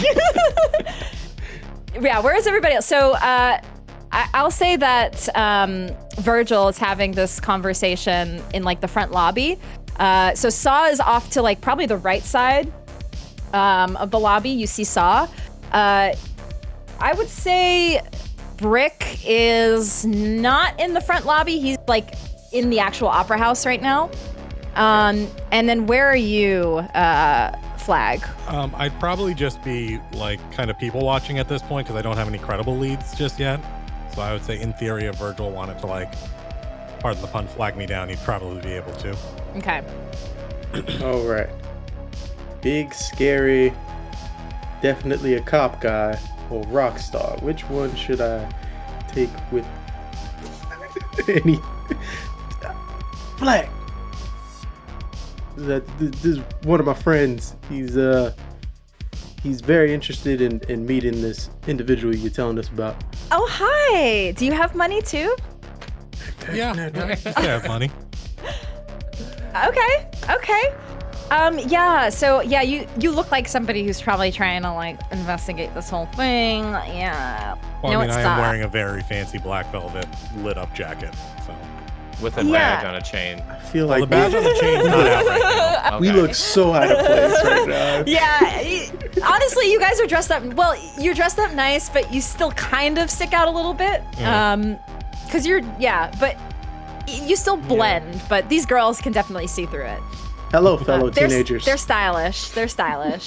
We're 21. Thank you very much. So like, we're not like we can. Well, Night City drinking age is 18, but you know. You just follow us. We'll take you to meet some of our friends. And yeah, it'll be fun. Fun. Saw will go and look for Brick with his glass of wine. Split the party. Which, by the way, I don't think Brick really spent much more money on those clothes, so he probably is like dressing kind of how he would go to a metal rock show. So, you know, actually he probably is like he would have like wearing like a sleeveless shirt and he's got like all tattoos exposed. Thinking Brick. this is probably the most appropriate thing he could wear. Brick, where's the other two? Oh, hello. Is this your friend?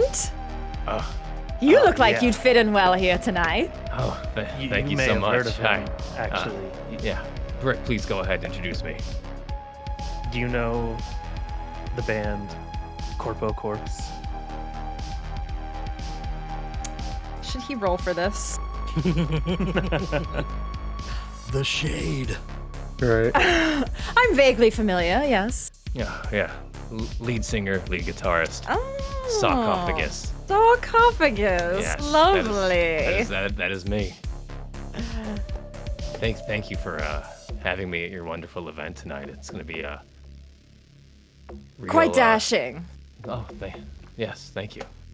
Are you talking about me or the event? Sorry. You, definitely.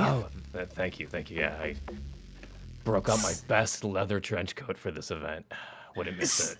So is that your real motive here, Brick? Are you trying to get your friend to get a gig at our show or something? No, We Brooke are. does the best scream sheets in all of Night City. And, He's shown me. yes, they're quite impressive. I'm not his agent, though. He's not my agent. No. We're actually roommates. Oh, how adorable. I love this. Yes. Very cute. I take care of him. He takes care of me. If you know what I mean. Yeah. He looks a little. Right. But anyway, yeah. Saw, you would look wonderful with a couple of vampire fangs. You think so? Yes, yes. You think I could rock them? Yeah. Yes, we do offer discounts. Our Ripper Doc is able to hook you up with that if you need it. Oh, I'll keep that in mind. They might look good, biting into some corporal flesh, I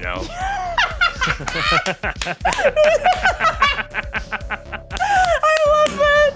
Oh, I cannot keep a straight face as a GM, man. This is why I fucking love this guy. Corporations, forget about them. Death to them all. I agree with that. That's for certain. You like deathcore metal rock? Well, we're more into the classics. Neo-death metal, Brick. Come on. Neo. Yes, sorry. yes. What about neoclassic death metal? Oh my god. There's some debates. Yeah. There's some debates over the genre. We can have this discussion elsewhere, okay? The rock metal genre discussions can go on for hours. Anyway, what is your name, good sir? I didn't catch it. My name is Sandy. Well, that's what they call me. Sandy. Yes. Oh, pleasure meeting you, Sandy. If you're You ever in as the well. area, of, Totem Tons or any of the other harder clubs, you should reach out to me. I'll get you some tickets.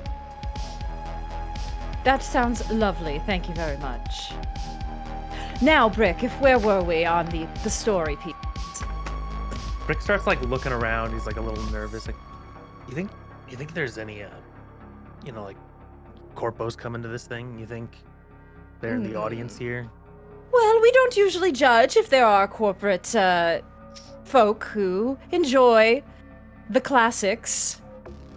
Then we don't shy them away. Okay. No, There are of course. none that I know of, but we do have some corporations that... Hey, thank you, Warble, for the 25! Hey, Warble, Nice. thank you so Warble. much. Let us know, Warble, in chat if there's who you'd like to give your +2 to. +2 to a roll.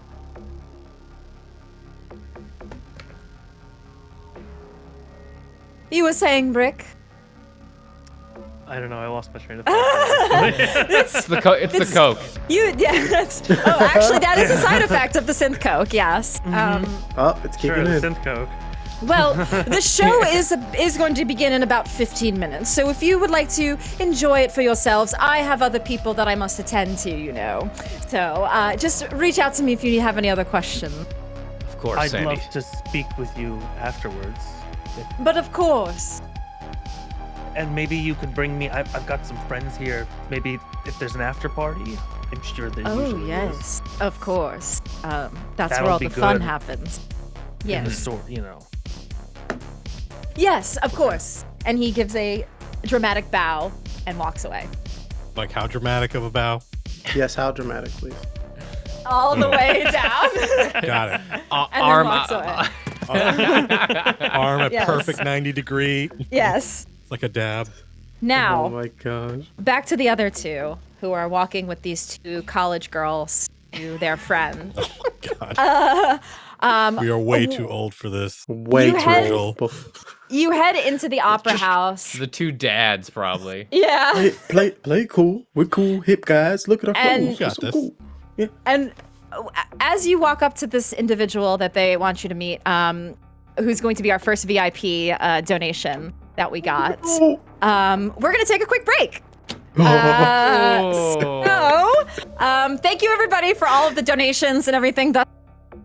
Thank you for the +2s and the VIPs. We really, really appreciate it. We're going to take a quick bio break and food and snack break, and then we will be back with the second half of our Cyberpunk game. So BRB.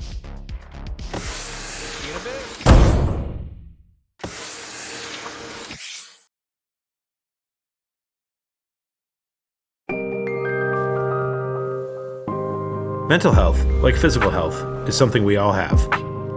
When we talk about mental health, it's usually about depression, anxiety, and thoughts of suicide. But what's not said is that it affects us all. Think of our mind like a bottle of soda. Life shakes us up. And inside, the pressure builds. That pressure is looking for somewhere to go. And if we don't release it, it grows. It grows to the point where we can't enjoy the things we used to, we can't leave the house, or even get out of bed. We have to find moments to open up and release it. It can be as small as sitting still and taking a deep breath. When we talk to each other about what's bothering us, the cap comes off and pressure releases. Forget the stigma, all of us need to talk about our mental health. Start the conversation with hope for the day. We are in this together.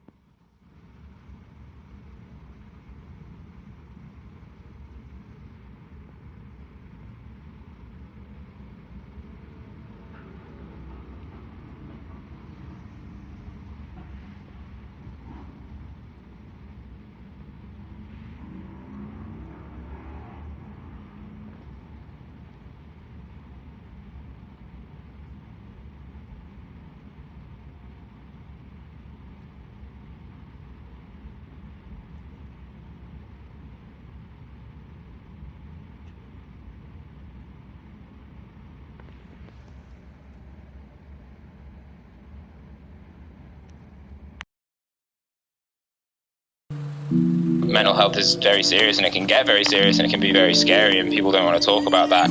For them, it's often bullshit, or it's just in my head. They were afraid of it. When people think mental health, they automatically think like straitjacket, padded room. I didn't have a proper outlet or a proper voice for a lot of things that I was feeling inside. I've always had trouble with anxiety, depression. In my last year of middle school was my first suicide attempt. I was at a dark point in my life as well, but I managed to overcome with the help of friends, of course, and then also talking and sharing. Asking for help is what saved my life. If you're really lost and you don't know what to do, you can build on that and you can learn. When I started talking about what I felt, it became a huge relief because they were incredibly understanding. Talk about things, just talk. You can make it acceptable to not be okay. It's okay not to be okay. It is okay, you need okay to feel it. Ce n'est pas mal de ne pas se sentir bien. It's okay not to be okay, it really is.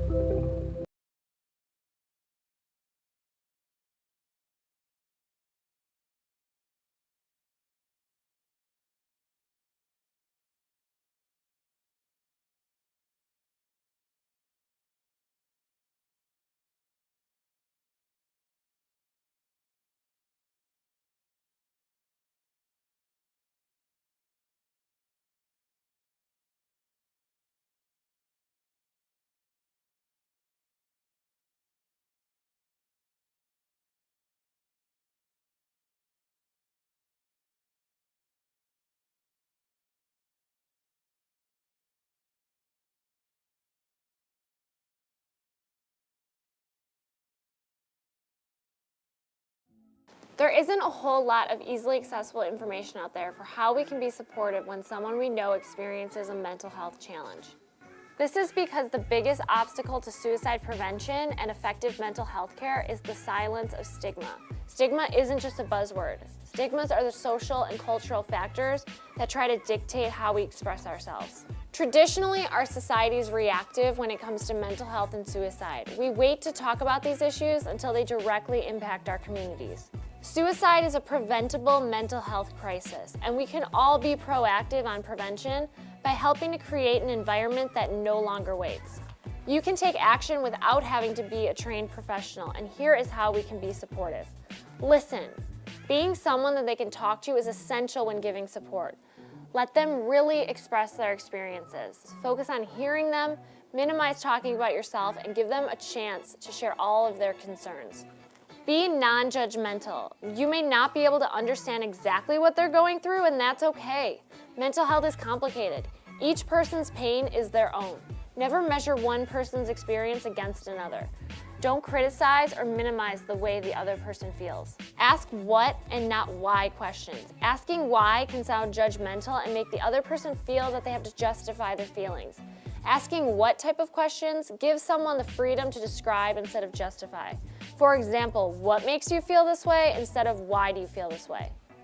Give information, don't diagnose. Don't assume they have an illness or a condition. Provide direction to resources. Don't try to fix someone. Be a bridge connecting someone to trained professionals who can provide guidance, counseling, therapy, and other tools to address mental health challenges.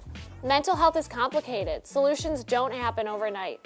The first step to being supportive is shattering the silence of stigma by starting a conversation and understanding it's okay not to be okay.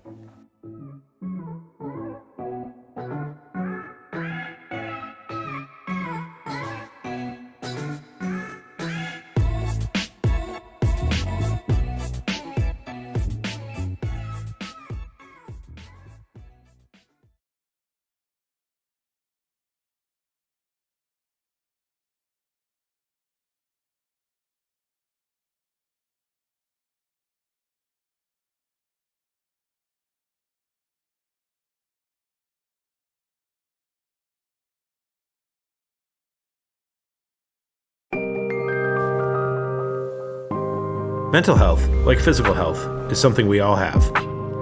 When we talk about mental health, it's usually about depression, anxiety, and thoughts of suicide.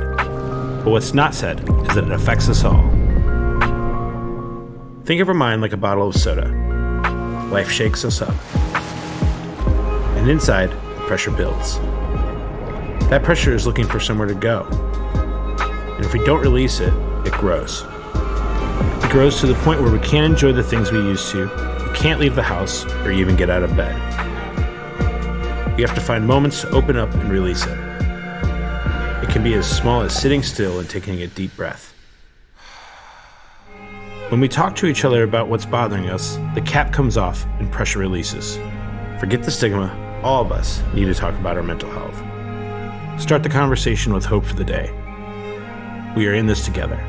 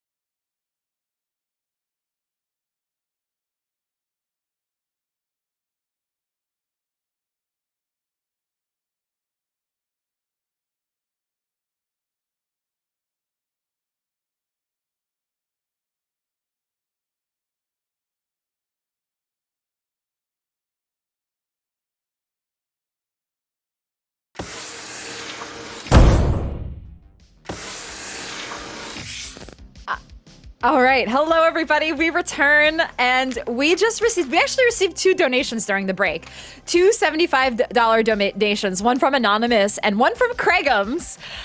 Thank you, Craig, and thank you, Anonymous. The $75 donation incentive is speed heal. So you get 2 speed heals. I'm going to have our med tech. So, Craig, you're going to keep track of that. Oh, God. I screwed myself over. Damn it. So you have 2 speed heals. So lucky you. And thank you. We've now hit our second goal. By the way, am I not on the screen? Oh, I'm back. No, okay. you are. Okay, cool. It's just a little laggy. Question, so, Dan. Yes. So I already have 2 pharmaceuticals already. Okay. So now I have 4 is what you're saying? Yes, correct. Okay. Yes. Time to sell some drugs. So, or use them in the party. So we have hit our second goal, the $500 milestone. Thank you so much, everybody, for raising $500 thus far. And we're only an hour or so into the stream, a little hour and a half into the stream. Thank you, everybody, so much for hitting our second goal. So I'm going to go through a little bit of the cadence again before we get back into the game. We are raising money for Hope for the Day. They are a nonprofit that is making mental health care and discussion around mental health accessible for all who are in need through online support groups or in-person therapy as well. This month, the month of September, was Suicide Prevention Awareness Month, and so we chose Hope for the Day for that reason. And we really hope that you can help support this cause. If you want to learn more, obviously during the break we showed some of their trailers and things that they have, but if you want to learn more about Hope for the Day, you can check out their website in chat as well. So thank you so much, everybody, for the support. As we're having fun here, like, you know, we're having fun playing Cyberpunk. It is good to just call out like the cause that we are raising money for. So we really, really appreciate it. Now we're going to return to our game where we have our 2 players making their way over to this person. So Flag, McSteamy, you see, I can't say your name. You almost did it. I'm so proud of you. You almost made it. Virgil, you see lots of people. You see like one girl who has like long white hair with tattoos on her face, and you see she has like blood all around along her mouth, and she's like walking away from this other girl. And as you walk up to her, she has long red hair and is wearing a long red dress. She has like cybernetic, she has a mask and like this cybernetic visor as well. And she's dressed very elegantly, and she looks like this. Oh, Dr. Penguin. Dr. Penguin with the $150. Oh shit, Dr. Penguin! Thank you. Thank you. Dr. Penguin with 150. I say you get another special VIP. Okay, we have several special VIPs, and this is the first one. Her name is. It's gonna be like, oh damn, she's got red hair. McSteamy's nose bleeds for no apparent reason. Oh, that's weird. I feel like there's a disturbance in the force. Is this your friend, young lady? Yes, this is her. Her name is Haxarella.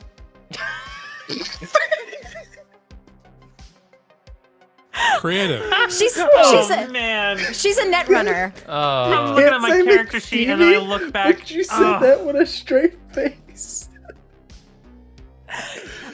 She kind of runs the Philharmonic Vampires. Like, we know that like Sandy kind of like is the face, but she's the one who really runs things here. Oh, she's the behind the scenes. Yes. Okay. This is amazing. Like, she's got red hair.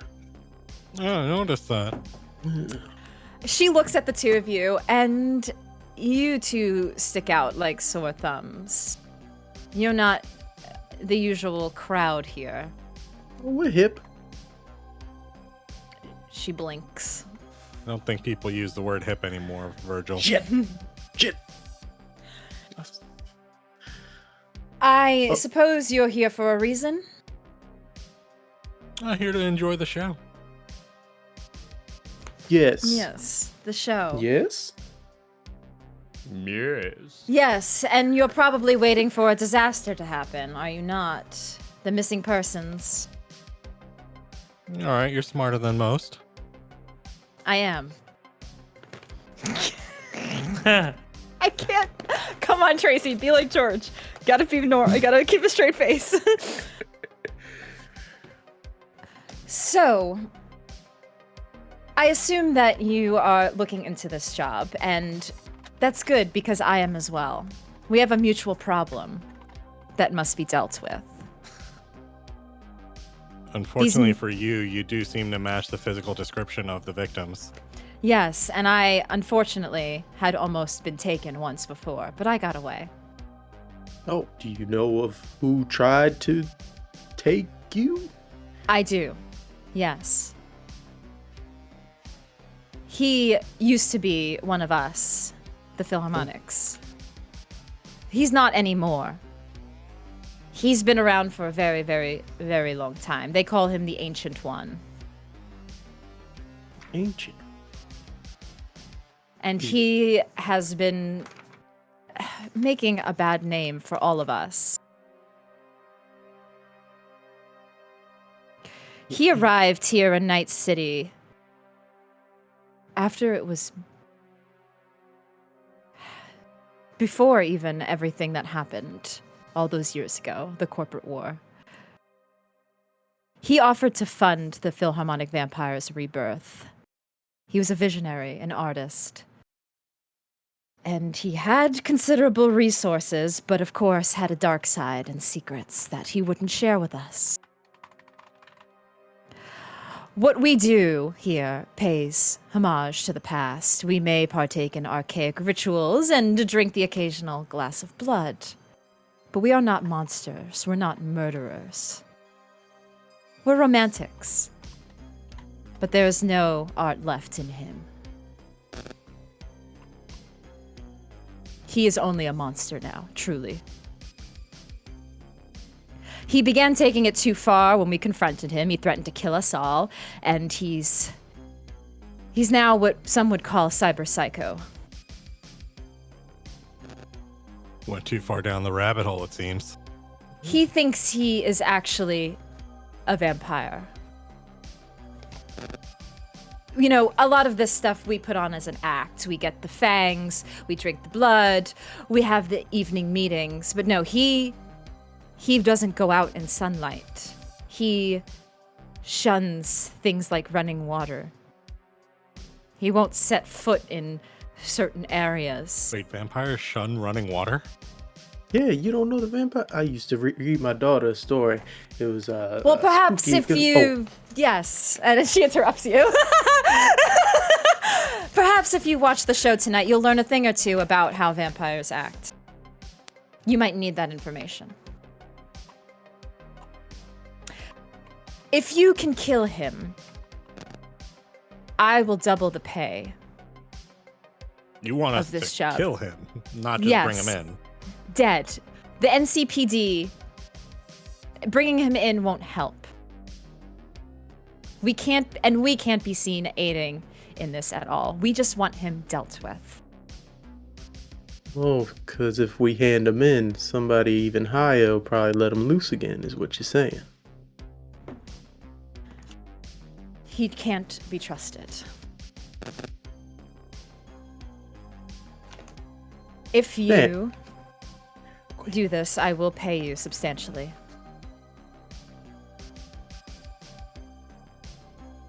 Done. I can bend some rules there. I mean, dead is still resolving the problem. Well, I do know where his hideout is. His lair, if you want to call it. It's the Union Chapel building. The Union Chapel building? Yes. And she, you would know where that is. It's not too far from here. But yeah, you have the coordinates on how to get there. It's just across the border in South Night City.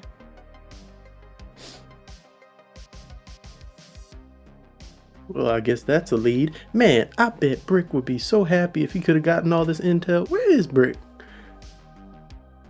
He's probably out there scoping out and getting that puff piece information. Ah, yes. Well, it's been great meeting you, Haxafella. We're gonna... oh yeah, I owe you 2 ladies. Here you go. And he pulls out like the real world equivalent of ibuprofen and hands it to the girl. Thank you There so you go. much. On the house, absolutely. Y'all, that was a lot of help.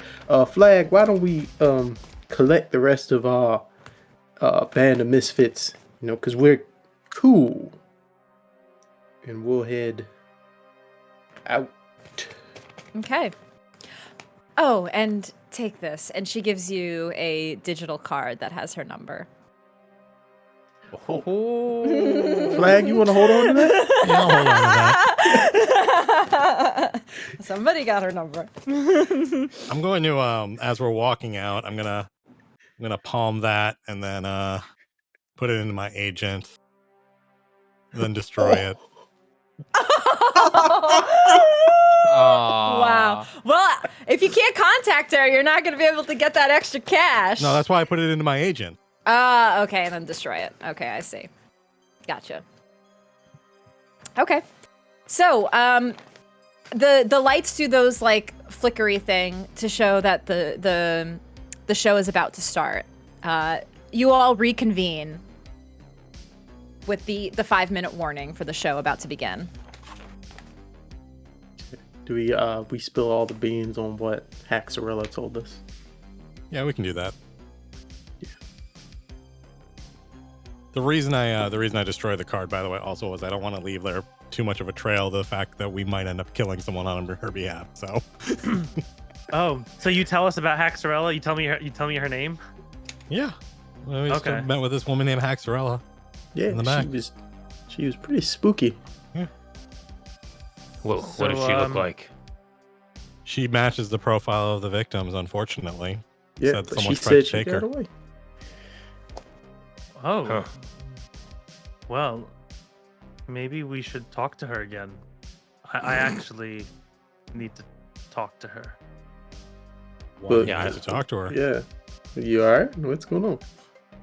We have a lead on where the guy who's taking people is. One, she might be in danger, but two, I actually wanted to see the show. I love Dracula. I did Yo. agree to record the show. Yeah, we should watch the show because she also mentioned there might be some useful hints for how to deal with vampires in it. Oh, our and she guide. shows up. She actually comes up to you. Oh, and one more thing. Oh. I forgot. Oh my! Oh, you are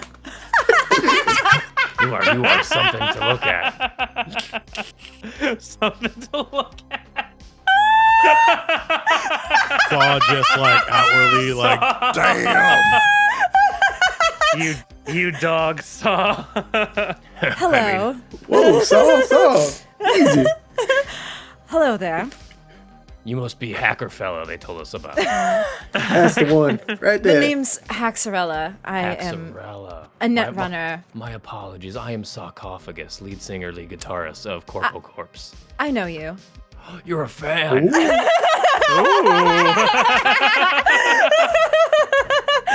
Another course. nosebleed. God. I know all of the neo death metal underground bands. A woman after my own heart. Can I ask you something? Yes. How do you know Omen Drawn? Do you know him? Yes, I know Omen. We've been business partners in the past. Oh, have you? You have. Indeed. Well, you see, we are business partners, and I'm sure if you know him, you know that it's not that strange for me to tell you that I think he's trying to pull one over on you. Unsurprising. I would just... Well, look, he wants me to get information about you for him. If I give him your number, he'll think I'm in with him. But I'll let you know what he's planning, and if you got anything that you want to plan, I'm your guy. Roll me a bureaucracy check. It's under education. Rick out here giving the BBEG for Grim Domains all the info. Sorry, I cannot. Okay, there it is. So, wait, what am I rolling? Bureaucracy. Bureaucracy is... It's under education. There we go. Ooh, nat 1. That's a crit fail. 3 nat 1s, guys. We're doing great. Well, you can tell Mr. Drawn that if he has business or things that he needs, he can ask me directly. He knows where to find me. He doesn't need my number. But if you're a fan of mine, I would love to offer you free backstage tickets to whatever show you'd like. Of course, free of charge for a fan of Corpo Corpse. You two are friends with these two, and she points to Virgil and friends, Flag. acquaintances. Yeah, we're all cool.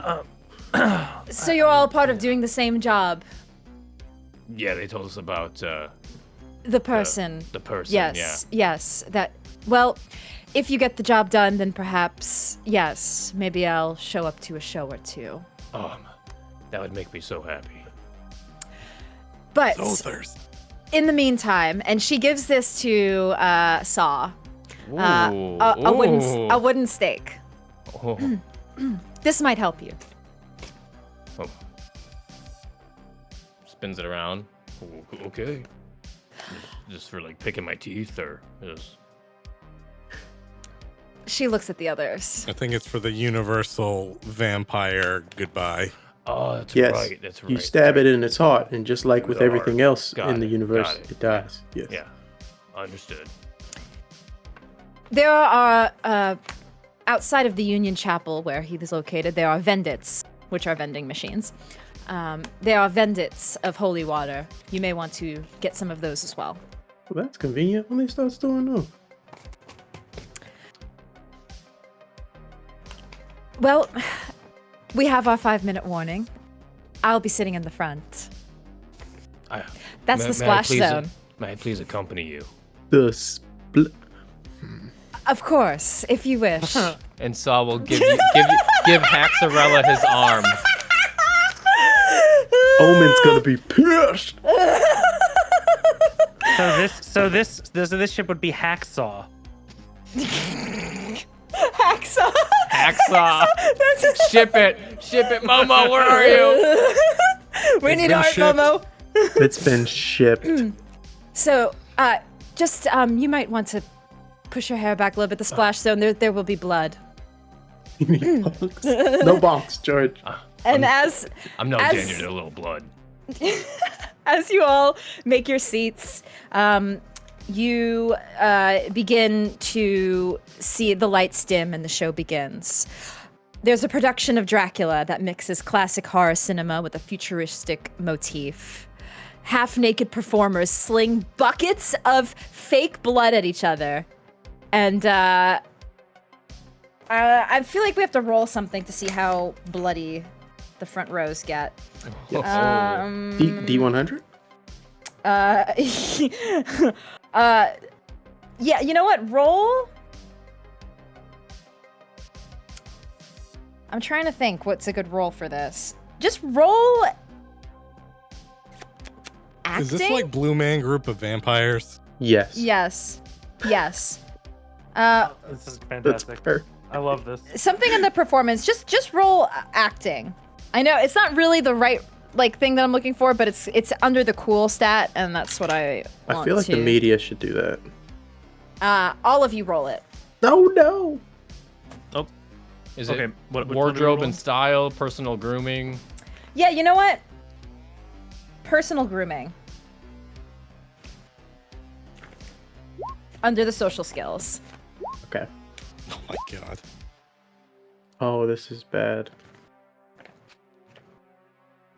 So you all were given those synthetic handkerchiefs to kind of wipe yourself if needed. But Flag, you unfortunately get a little more of the interactions than everybody else. Saw, despite being in one of the front rows, it kind of goes over their heads, and then it's toward the back, and and people are like cheering, and it just kind of like it gets real messy in there. But you McSteamy's roll? Yeah, the bucket that misses the front row hits doesn't hit McSteamy in me? the face. McSteamy! yes. Oh my gosh!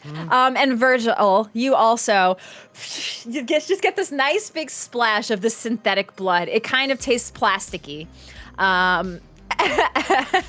As you get this all kind of in your face, and the people around you are like clapping and they're like loving this, and it's. Can I be doing something during the show, kind of on the down low on my agent? Yes. What would you like to be Have your doing? phone out during a show? It's an internal agent. Oh, okay. I have a Chiron on my cyber. I want to text Omen asking him how much Haxorella's number's worth. Wow. So good. Omen, I don't mind. I wouldn't do even you be have mad a about price for this number? And the reasoning why I'm texting him about it. This is Omen. He said Opportunistic 500 AF. before. 500. Well, I don't is what he know. told me. I don't know that. So Oh. I just know that Omen wants this number for some reason, and you were trying to play it. So Oh, I heard this is Omen. Yep. This there is we go. Omen. What you got for me, Flag? how much is Haxorella's number worth to you? I've been hearing you've been looking for it. I actually just offered Brick 250 credits. Eddies for it. Huh. 400 eddies, and I'll give you the number and some other insight. Done. It's wired to your account now. All right, I'm going to send Haxorella's number and just say she knows that you might be trying to play games, and Brick over here is trying to play a double agent. Oh shit! Oh. I'm just saying, 400 eddies, That's 400 not good. eddies. Interesting. Figured I had the number, might as well make some money off it on the side, right? No skin off my back. We're still in the middle of the job, though, so you might not want to mention Interesting. anything. I will contemplate on this.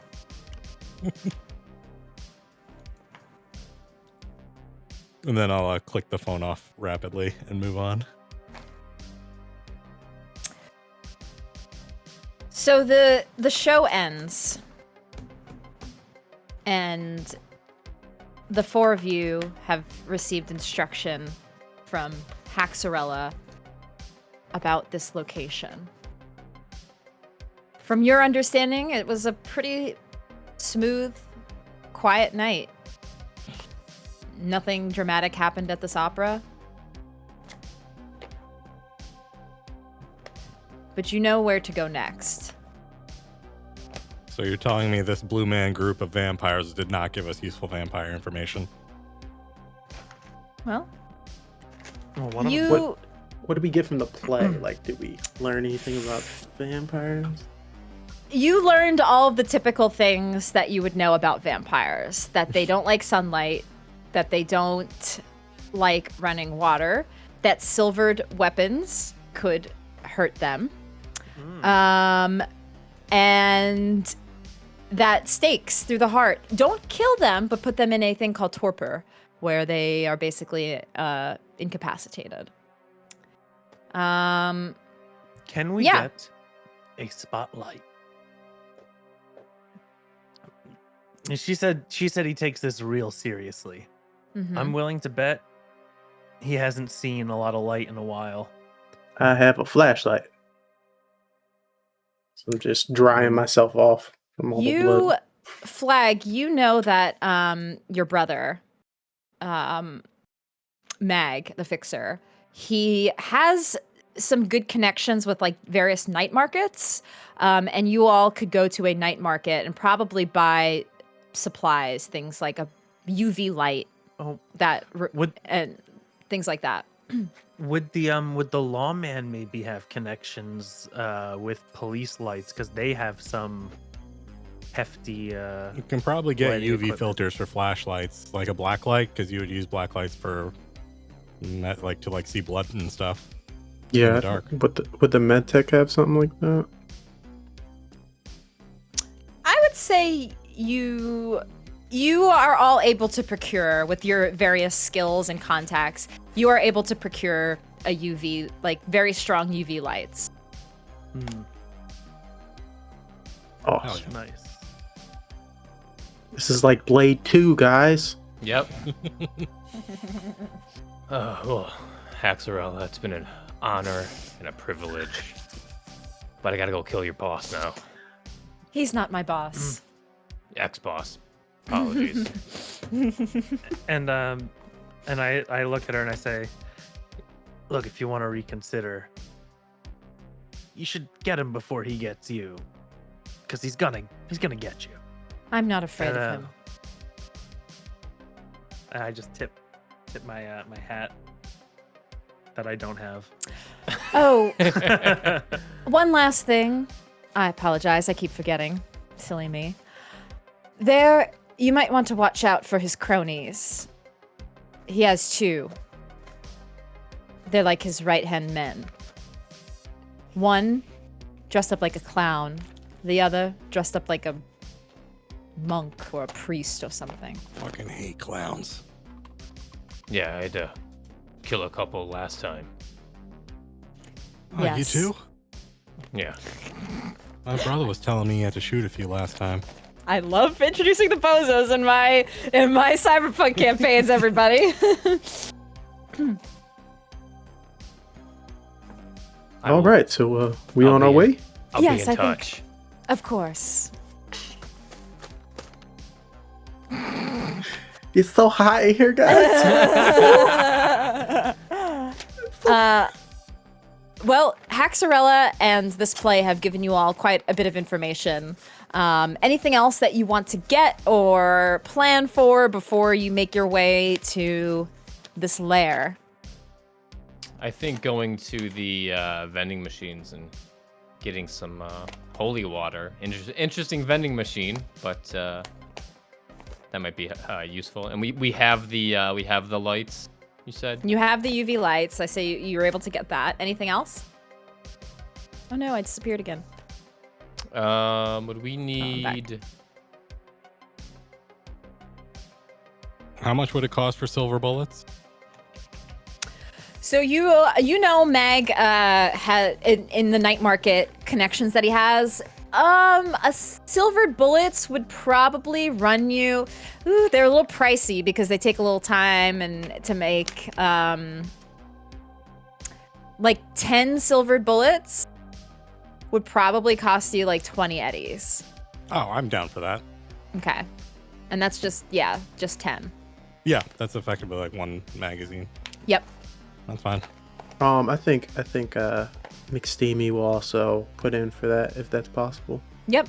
Silvered you can get birdshot sounds awesome. 10 silvered bullets for 20 eddies. Okay, I'll do that too. Okay. That sounds good. We might as Okay.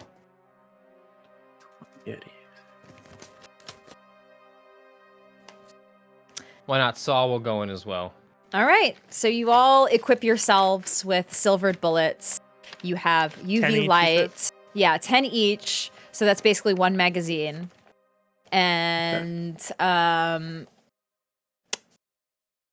and you also have Saw has the stake, and you make your way to the vending machines. They're like neon yellow vending machines, vendits. And they have logos for the Neo Church of Night City, Holy Water, and it has like a little like neon cross on it. And as you walk up to it, it says 25 Eurobucks, 25 eddies per holy water. Look, I've never seen a vendit like this before. Look at holy water, divorce papers, christening papers, like marriage papers in here. Marriage papers, Oh, yeah. Everything you They need. have synth Oh, I Coke, gotta Coke, change my and name. Coca-Cola. Yes. Oh, Coca-Cola is the worst of those. Yeah. how much is the I'm not synth touching Coke? that stuff. 25. The synth 20. Coke It's 20. is 20 eddies. Yeah. So much. That's so much cheaper. Then How are you been? You. I point to him. I'm like, what the fuck Listen, have you been selling? What you wanted was the good stuff. This is that corporation gobbledygook. The stuff I'm giving you is straight out my trauma van, so it'll keep you up and keep you going. You want to try some? I'm gonna try some. Yeah, and I get some from the vending machine. Saw will buy 2 vials of holy water. I'll let Saw deal with the holy water. I'm good with silver bullets and UV lights. I'll take a holy water too. And how much was holy water? 25. More than the silvered bullets. Yes, it's very expensive. All right, you all are equipped, and you make your way to this building. I'm like rolling into the chapel with my like pistol drawn like full with a flashlight underneath, like breacher style. So with the flashlight under it. So You approach this building, and George, if you can hide Haxorella and show the audience this chapel. Thank you, producer. Just turn this music down a little bit. The front door to the Union Chapel stands wide open, and a neon open sign flickers every few seconds. Looking at the entrance carefully, it's almost like a large mouth awaiting a meal just to walk right in. All the other access points to the Union Chapel look like they're blocked by rubble, and the outside, as you approach, looks like it's well guarded. You see 2 individuals standing at the front. One looks like this. The other looks like this. And they have a couple of mooks around them too. Couple of mooks. They don't notice you. You guys are far enough away where you look like just kind of people walking the streets. But you do see these individuals in the front. So what you warned us about. And GM, if you wouldn't mind also showing. Thank you. Appreciate it. You're the GM. Or producer. Oh. Sorry. Producer. Were there fake teeth in the vending machine? Not the church one. On No. the vendit? No. No, Okay. because it's by the church. You could have asked Haxorella if you had her number, but I know, I didn't think before. It's too late. All right, so what's the plan here? Well, I look the part. I think I should try to get in. I'll cause a ruckus. You guys come in after you hear the gunfire. Oh. So you're just gonna cause a ruckus? Go in, guns blazing. Time is of the essence. I gotta Okay. find Claudia. That's fair. I'll pick him up if he goes down. It's fine. Yeah. He's looking around. He's getting nervous anyway. He's still hopped up on the synth coke, so he's like, "All right, yeah, let's go. All right, man. You want to do this? Let's just go. Let's go. Brick, you gotta lay off that shit, man. You're freaking me out. Man, just it's fine. It's fine. Learn to read, and then maybe you can talk to me about. I told you that was secret, Brick. All right, Come on, this man. is let's not. Okay. All right. I'm sorry. The fuck? Anyway, let's see if I get in the front door or if I get killed. You walk up to these two very intimidating looking individuals, and the monk looks at you and he says, "Can I help you?" Yeah, I just spoke to Jimmy down at the Philharmonic, and he said this was the place to come to have a good time. Roll me a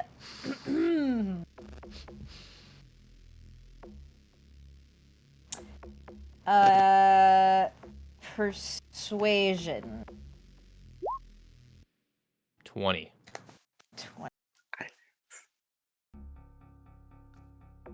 I might not know how to read, but I'm pretty good at persuasion. Jimmy brought you.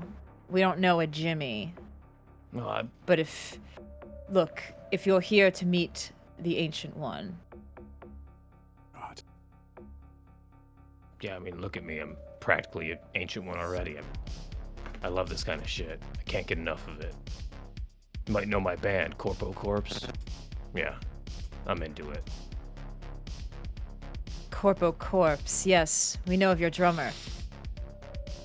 Oh, you know of Claudia. Great gal. Yes.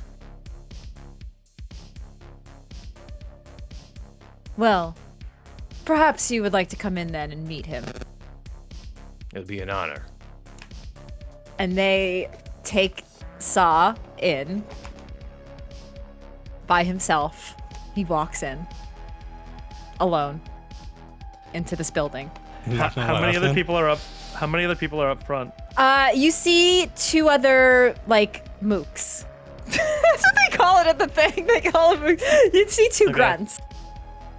Are there side entrances or windows or anything else that we can do? It looks covered in rubble. It looks covered in rubble. Okay. Well, I mean, do we wait until the gunfire starts, or do we just... I might have something, and McSteamy's gonna check his bio monitor. Can he read Saw's vitals and know how he's doing from their position? Yes, you would be able to do that, yes. Okay. You see his heart rate maybe going up a little bit. Just a little bit. Just a little bit. Just a little bit. He's feeling pretty confident. All right, so once that goes down and I start shouting at y'all, we need to start heading in and causing a ruckus. I think maybe we should get in position to surprise these guys out front. Maybe we start talking to them, get our guns at the ready, and as soon as you give the signal, we blow their heads in. See, I don't know what Saul's talking about, man. You hopped up on this stuff. You come up with some good ideas. That's what I'm saying, you know? All right, let's do it. Remy. Brick goes on that note. He takes out his boost and takes a hit of that too. Okay. I think I have a surge. I have one surge, and I'll give that to Flag. If that works the way I think it does. What is it? Just increase his intelligence. Oh, it does? Oh, shit. I don't even know what it did. Oh, the boost did? Oh, yeah. Yeah. Yeah, it's like Boost Adderall. is like Adderall, basically. Yeah. You feel a surge. When injected with a dose of surge, a target can function unimpaired without sleep for 24 hours. Oh, jeez.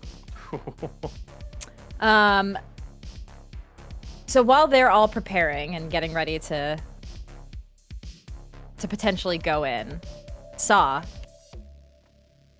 inside, you walk and you see the doorway. There's two large candelabra candle holders with blood red candles fully lit, a leather carpet rolled out, And a closer reveal is, content warning for everybody, not leather, but human skin on the flip side. Metal. You see, it looks like it's gang members. And there's like corpses and bodies of all these different gang members. The bar is large, dozens of decaying tables and chairs. You see a pentagram painted in blood upon an altar. And as you enter, you hear this chanting. You're not sure where it's coming from, but you hear it. He is the ancient. He is the land. He is the ancient. He is the land. He is the ancient. He is the land. He is the ancient. He is the land. And you approach a man with these two guys next to you. He has long black hair, pale skin, donning a very regal-looking red attire and a cloak.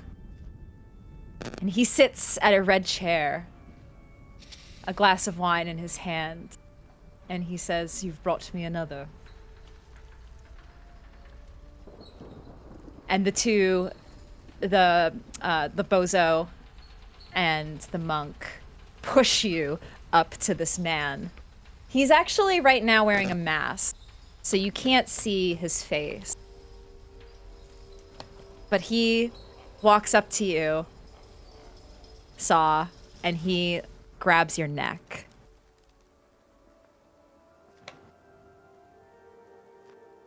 And just like that? If there's anything you do, you can react now, but it looks like he's looking to take a bite. I'd like to.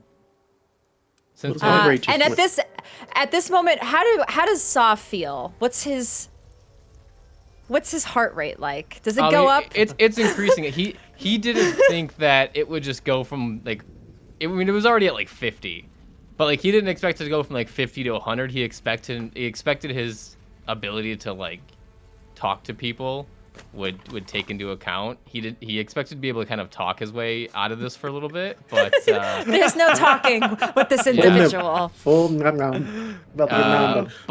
But since he wasn't frisked, I'd like to think that Saw had a plan. He is going like as this ancient one grabs his neck.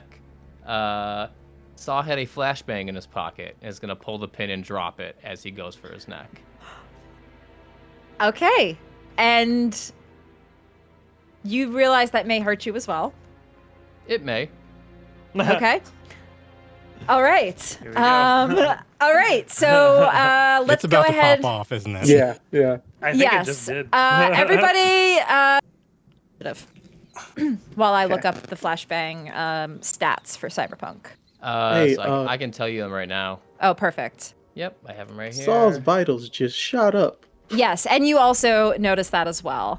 They need to make a DV-15 resist torture drug test. If they fail it, they suffer damaged eyes and damaged ear critical injuries. Okay. And how far away are we from them? We're like 30 feet? You're outside. I would say, yeah, you're probably like 30 feet from the entrance. And then another like 20 feet inside. All right, so go ahead and so we need to get everybody's initiatives. I'm gonna say the thing that Saw does goes first, and then we go through the initiative.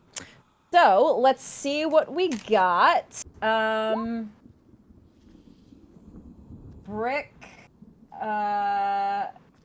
Okay, so Saw rolled an 8.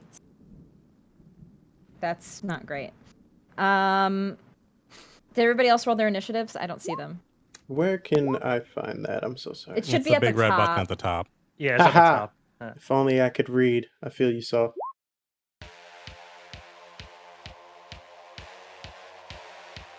All right, so Maxim, flag 15, Brick 13, Saw 8, Virgil 8, Strahd Up. A 1. How does he spell it? That's what we need to know. ST4A HD. ST4HD. Let's go. HD is capitalized. Oh yeah. Shit, where's the stat block? Oh my god, oh my god, oh my god, oh my god. Hold on. I had it printed out for this moment. Doing great. Oh my god. I need to get his reflexes. Okay, so that's also an 8. All right. So, we're gonna go with Saw first, and then we'll start the initiative. Saw, roll. So we both have to, all 4 of us actually have to roll DV15 resist torture drugs. Yep. All right. Should I start? Yes, you can go first. 15 exactly. Oh shit. All right. So actually I have to roll initiative for the monk. Okay. So the monk and for the clown.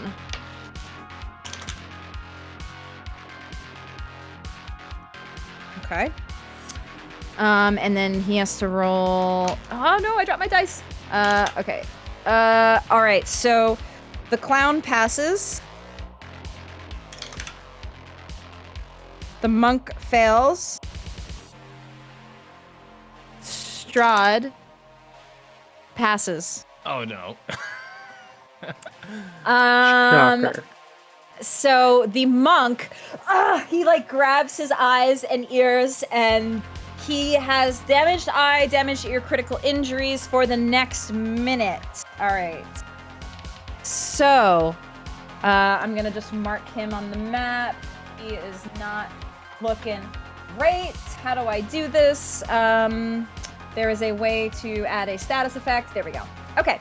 And then this top of the initiative flag, you hear this ping, this loud flashbang go off inside, and you hear the vitals going are up. Directly in front of me. There are 2 directly in front of you. I'm literally going to pull my pistol, and I want to try to shoot them once each.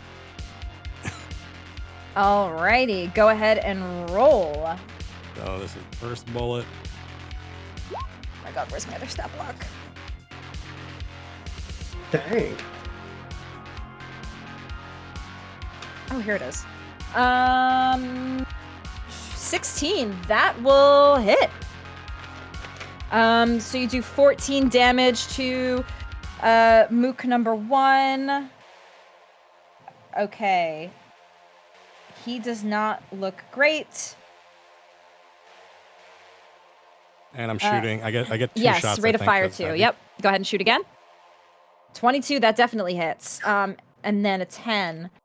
So let me just mark this down. 14, 10. Okay, so he just subtracts that from his armor.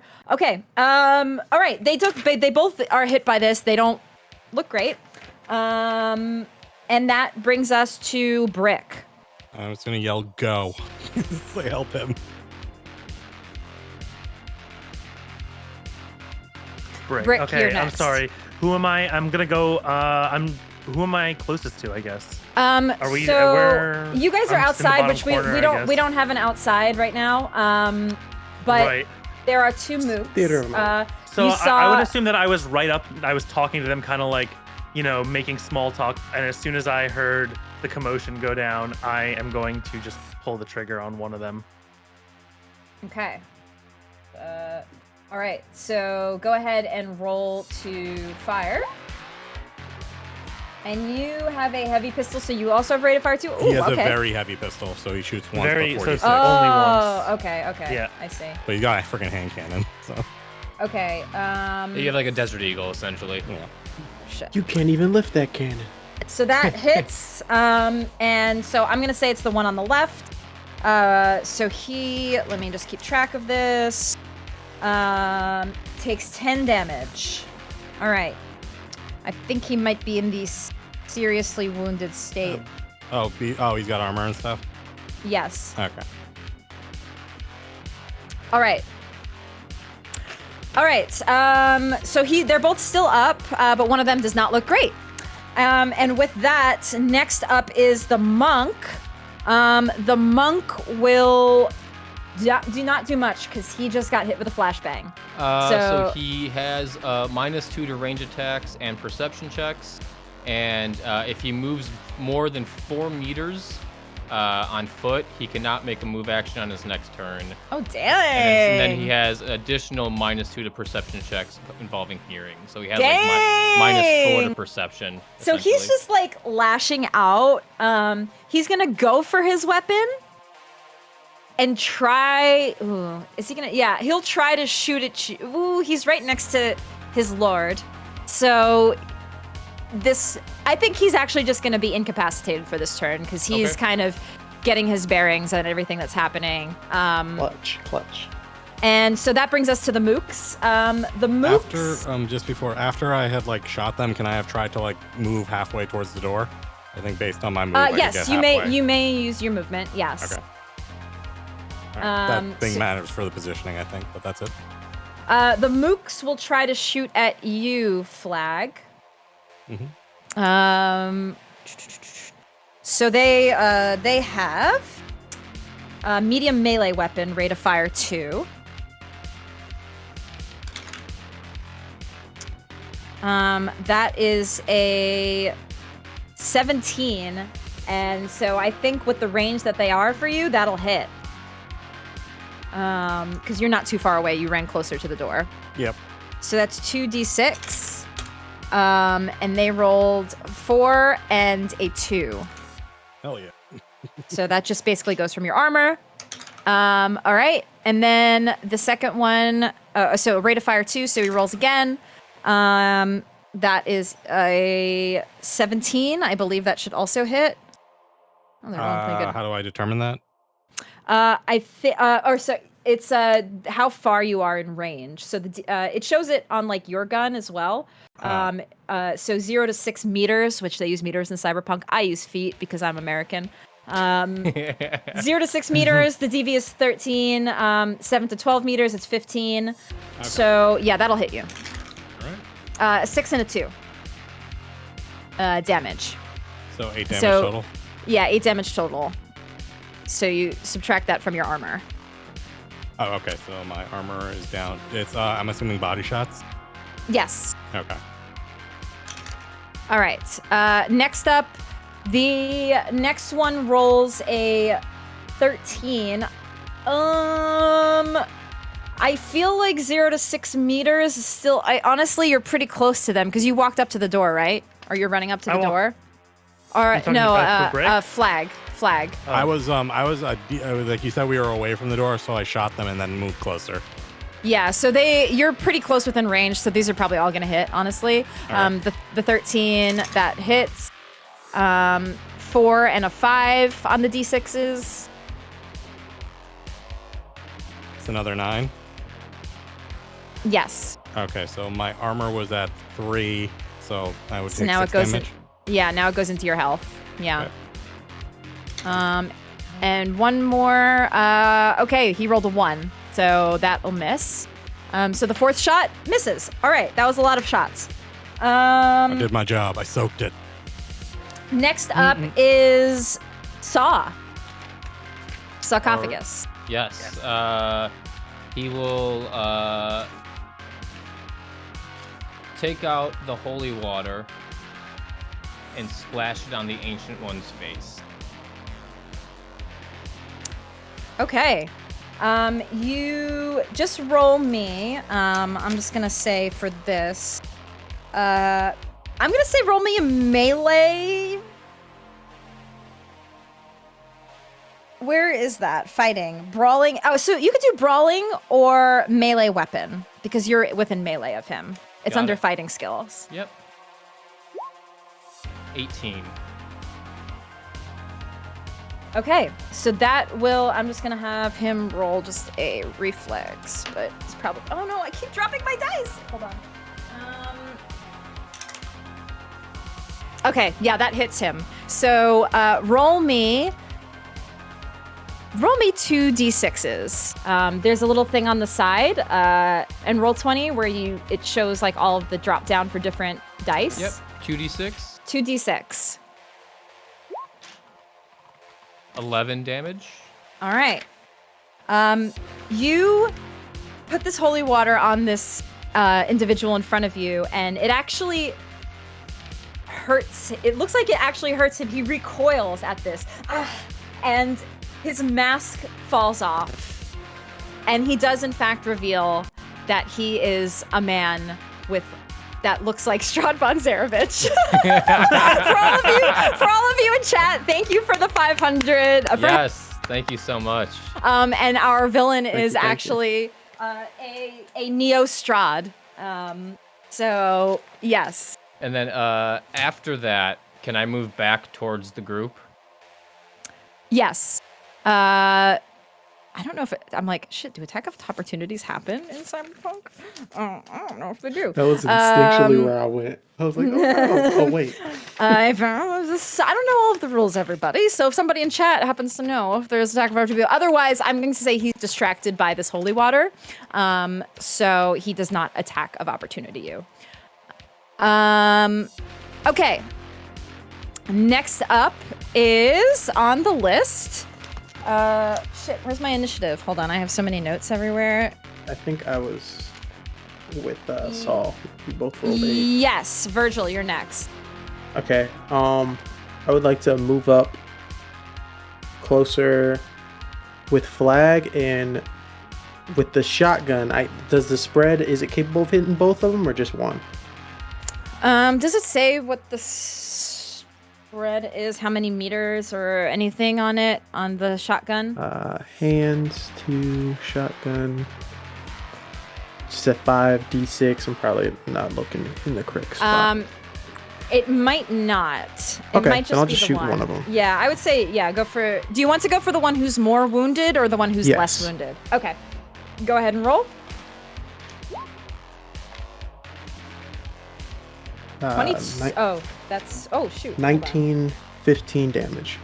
Woo! All right. So... Oh my gosh. Okay. So the Mook number 1, he takes the full brunt of that shotgun and just flies back into the wall and splatters and dies. So you killed Mook number 1. And I think that's all for you, right? It's only rate of fire 1 for the shotgun? Yes, just Okay. one shot. But he just move up and the riot shield on this, the cybernetic riot shield pops up in front of him and Flag. Awesome. Great. That's very helpful.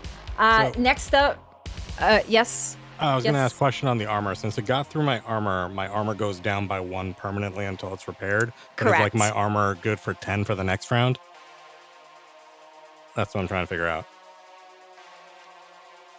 Yes. I'm Googling. Yeah, no, because it's like, it goes through, so I took a bunch of damage because it's like all in one round. And then it says like, Yes. if anything gets through, your armor ablates by 1. But then that implies that like I get 10 for the next round or something. So I think it goes into your hit points. Yeah, no, I took my hit points down, so like I'm lightly wounded. Okay. So now I'm assuming for the next round, my armor stopping power is only 10. Yes, and that if is it goes correct. through the 10, then That it is goes correct. down to 9. Then it goes down. Yes, correct. Sorry. So, Yeah. We're calculating armor by rounding. Okay. Yes. Okay. So next up is the clown. The clown will try to shoot at you, Saw.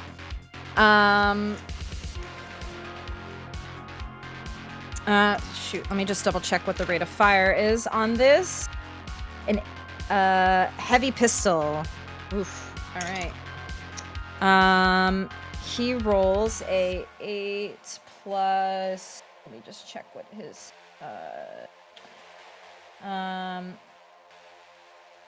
That's a 17. That'll hit. Rate of fire 2, 2d6. So he rolls 6. Oh, 3d6. Oh shoot. So he rolls 6, 7, 8, 9. So he does 9 damage to you with the first hit.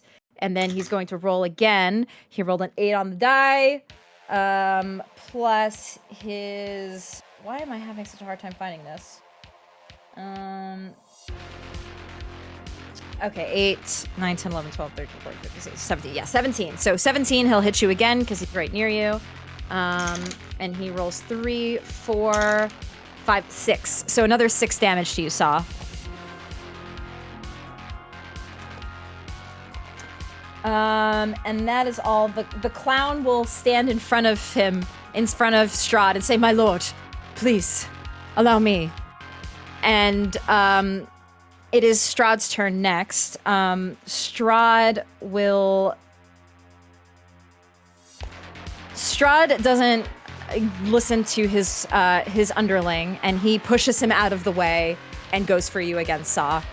He grapples you. I'm gonna have him roll you can roll a reflex. Roll your reflex stat to see if you resist this. Or reflex or like evasion? Sorry, evasion. I'm sorry, evasion. Okay. Evasion 15. He's going to roll. Oh, my die. I keep dropping it. 5, 7, 8, 9, 10, 11, 12, 13, 14. He rolled a 14. Ooh. Oh my gosh! He wants Minicam. Mini! This is what Strahd's going to do. Mini. That cat is not going to have a dad anymore. That's my cat right there. I see my cat flashing before my eyes. Your cat comes to save you. Yeah. All right, so he misses you, but that is not.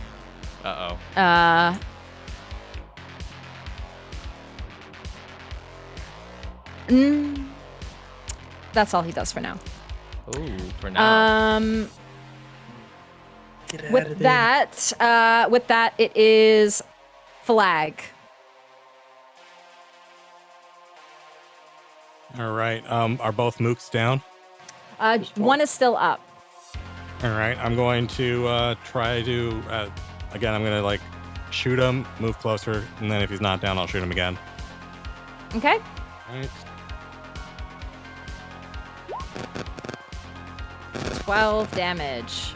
That hits, and the 12. He is not looking great, but he is still up. 18, that'll hit. And so same thing. This guy, you shoot him twice. He grabs his side, and he falls to the ground, dead. So you guys took out both of the mooks. I'm gonna move in with my UV light on and try to get into the door. Okay, you head into the door. And next up is Brick. Yeah, I would just get in as close as I could to Strahd. Just knowing that Saw is in trouble. Of course, I'm wanting to get in as quick as possible. Okay, I'm gonna say you're about. Yeah, you could probably get about that close. Okay, and is he still like grabbing onto Saw? He's I feel like grabbing Saw by his neck. I thought I fell back towards the group. Oh, sorry. Oh, yeah, sorry. He's not grabbing Either Saw. way. He tried to. So I would just be like, get away from him, you sick freak, and I would shoot. And what did I hit? Where is it? A 12. 12. Okay. That'll miss. Shit. Okay. And that's one of your silver bullets. That is. I've been using them the whole time, so this Yep. is the second silver bullet. The silver bullets do the same amount of damage. They're just silvered. FYI, everybody. Okay. Wait. Can I turn the light on him, or is that an action? That would be an action. So you can do that next turn. That's why I said I turned mine on as I came in. Nice. Yeah. Okay, very heavy. You just have one rate of fire. Sorry, I thought you were rolling again. Yep. Next up is the monk. He is going to try to take a couple of steps He can't move much, and he's gonna try to shoot at you, Brick. Let me roll. He rolls a 11 with his penalties. 3 and a 13.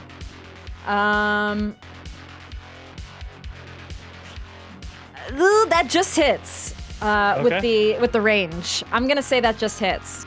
Got it. How much damage? So he does 5. He only does 5 damage to you. So that'll go into your armor. You subtract it from your armor.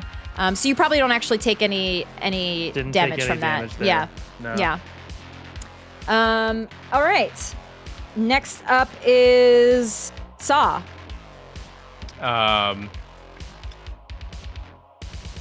Seeing that the monk is moving, this guy tried to grab my throat. Did the clown go yet?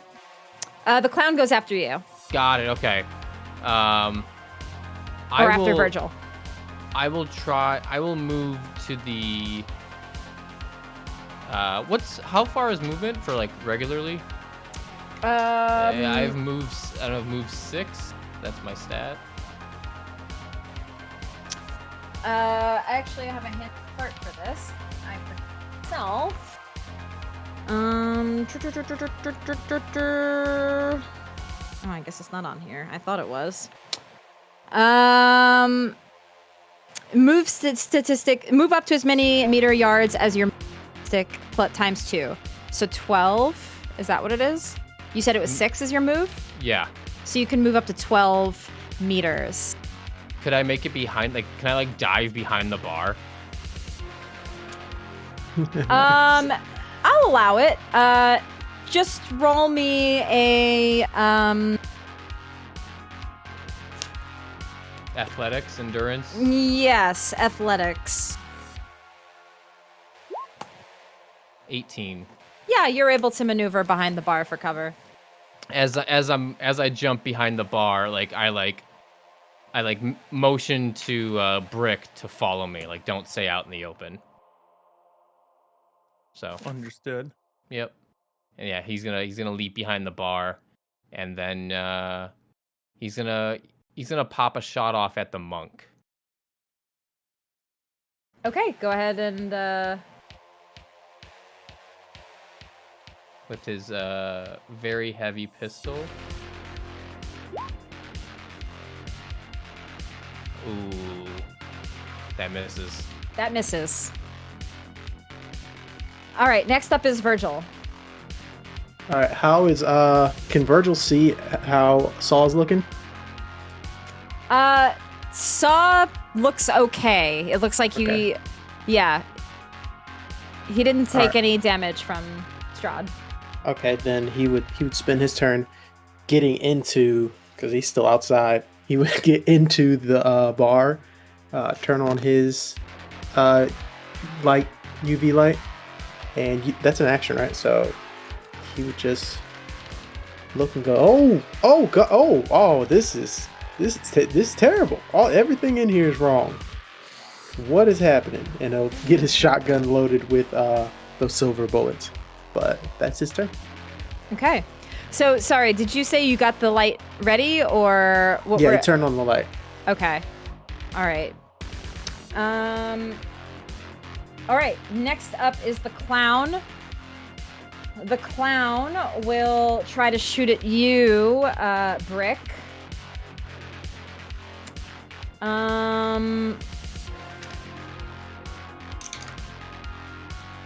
That is a 13. That hits. 3, 4, 5. So you take 5. Oh shit! Is it? It's 3d6. Oh my gosh. 5, 6, 7, 8. So you take 8 damage. Okay. Still no actual damage yet. And then he rolls again. That is a 15. 5, 6, 7, 8, 9, 10. And the second hit is 10 damage.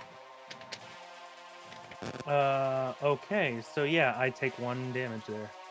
Okay. And then your armor ablates by 1. Yeah.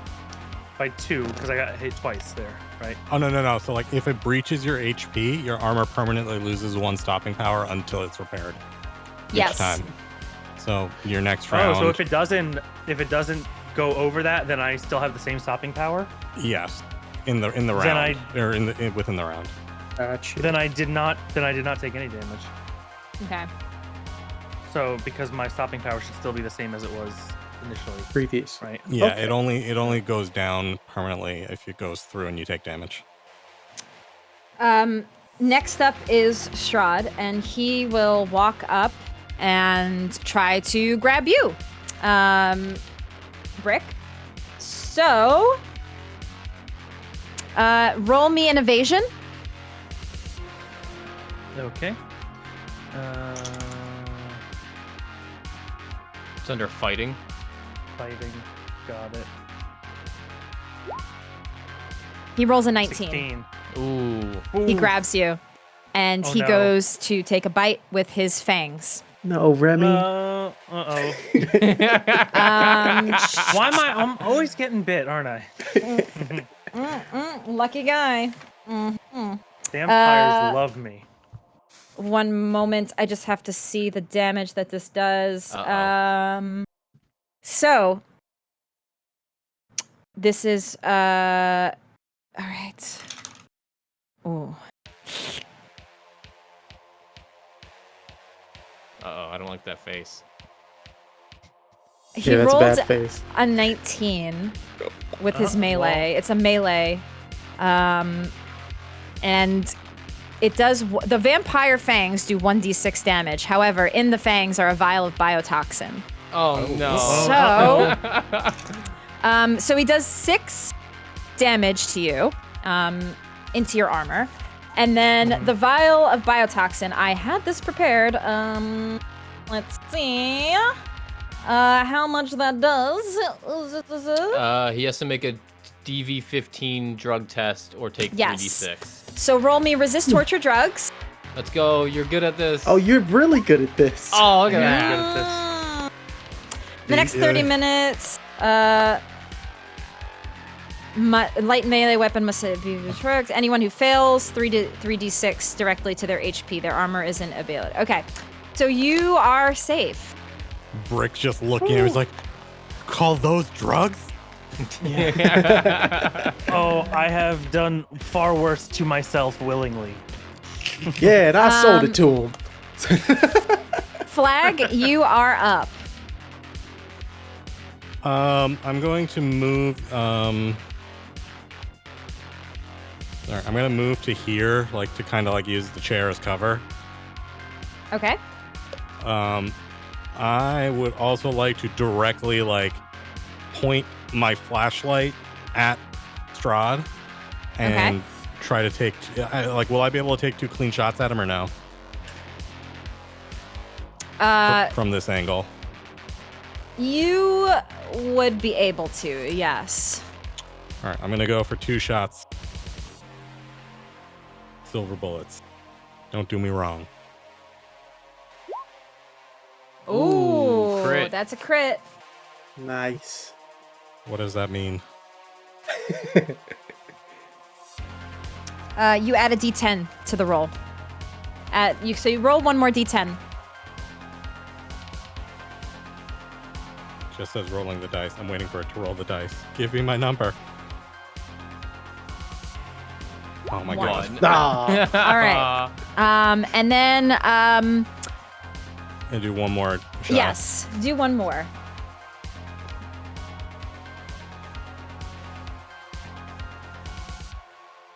Might have to refresh. Roll 20. It's there we go. That's a fail. crit. That's a crit fail. So you subtract a d10 from your roll. So roll another d10. Well, I guess it doesn't matter. You miss. Yeah. Okay. So let me ask you a question, Flag. Mm-hmm. You are shining the light at him, right? And you are shining it directly at him. Yeah. So you take these 2 shots. One of them hits. It kind of hits into his very dapper armor. And then the second after you shoot, you shine the light on him, and Virgil, you do this as well because you had the light ready to go. With the two of you shining your UV lights on him, he recoils once again. And as he does, you see a beep, beep, beep, a self-destruct go off, which is only triggered when light hits him. Fantastic. Wow, he really went in hard on this solution. Oh no. How big is the self-destruct? I'm gonna need you all to roll evasion, and for you, Brick, the DV is going to be the DV is a incredible is what they call it on the list. Do I get any protection from my little chair cover? So yeah, do I get protection from being behind the bar? Anybody who's in cover, so Craig, you have your shield. Okay. Saw, you are hiding, and Flag, you are hiding. You all, this decreases the difficulty value for you. Oh, I think I'm Brick? dead, guys. I'm gonna guess. Trying to find my character. And we're doing evasion, you said? Roommate. So. Use any of your luck you can, Bijan. Oh yes, you can use luck, yeah. but My because plus you're calling 2. it after, you have to use double. Okay, I'll use all of it, but also I have a +2 from one of the donations. Okay, so that's nice. How much? So that's a 13, and then how do I use luck? So luck, you're supposed to actually call before, and my house rule is that if you call luck after the roll, you have to use it. You have to double it. So you can use as much luck as you want, but it's doubled. It costs 2 points for 1 point. Yes. Okay, so I'm gonna do. Well, I have 5 points, so I'm just gonna do all of them, which I guess would be 4 maximum. So 4, 5, 6. That's 11, 12, 13, 14, 15, 16, 17. 17 doesn't make it? Anything else you got? It's the incredible. So. Can I give him my +2 to my roll? That 17. I have 3 boosts. I am so proud of you, Tracy. I know. I'm not budging. I love it. Anybody else got anything? I'm giving him my +2 that I got. I shall give him one of my +2s. I'll give him my only +2. So that's. Were we at 16? That's 23. He was at 17 on his own, and then we gave him +6. Yes. So I did say this was the Incredible on the difficulty value chart. Yeah. Yes. And if you're looking at the book, the Incredible, this is a tremendous feat. Pulling this off with Rit among the very best in your class professionally, you are truly an Olympian medal. The DV is 24. Oh, that's how it goes. That's how it goes. That's how it goes. We It's tried. like you were like you did like the Olympic backflip. You got away and you just look over at us and you think you made it, but there's like something sticking out of your back. I have nope, one my more bad. boost I can give him because I got 3. Is that? You take 19 damage. I'll just save him. 19. Okay. Well, that goes through my armor, but it doesn't kill me. I mean,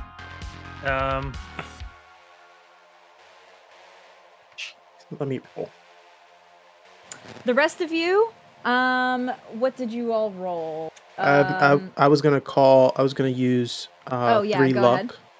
I was gonna use 3 luck and one of my boosts to add. So that would be 5 points to whatever I roll. Is that how that works? Yes. I'll take my 17 as is. 17. I'll take my 6 luck and I'll cut it down to 3 to add to my. Okay, 14. so everybody just tell me with your additions how much you rolled. Flag 17. Saw 17. 17. McSteamy 14. 14. All right, so you all only take half of the 19, which is 9? Okay. What's that? Wait, you said 19? Somebody who's better at math than me, what's half of 19? Well, Be like It's 9.5. Yeah, round it up. Yeah. So 10. So 10. You all take 10 damage. So my armor will soak that for me. McSteamy, you I got the technically riot failed. shield. Okay. So you would take the 19. 19. Mhm. All right. So that goes through the whole riot shield, but then my armor is that it wouldn't go through the And armor. So I think your armor, it's still, yeah. So you would actually would mitigate that. Yeah, you're right.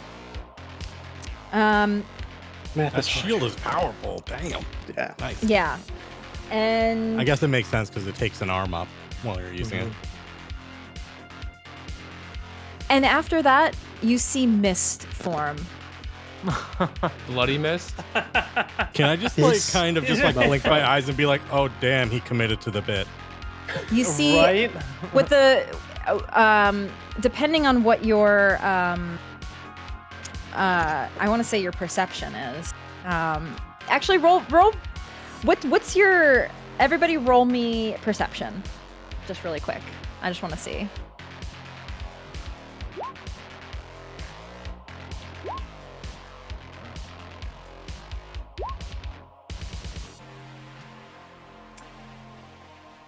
we're perceptive. You're all pretty perceptive, so you see this individual vanishes. You see these fog machines show all of this mist forming in the room, and it becomes, the visibility is like practically nothing. Like you all can't see each other as the room very quickly fills.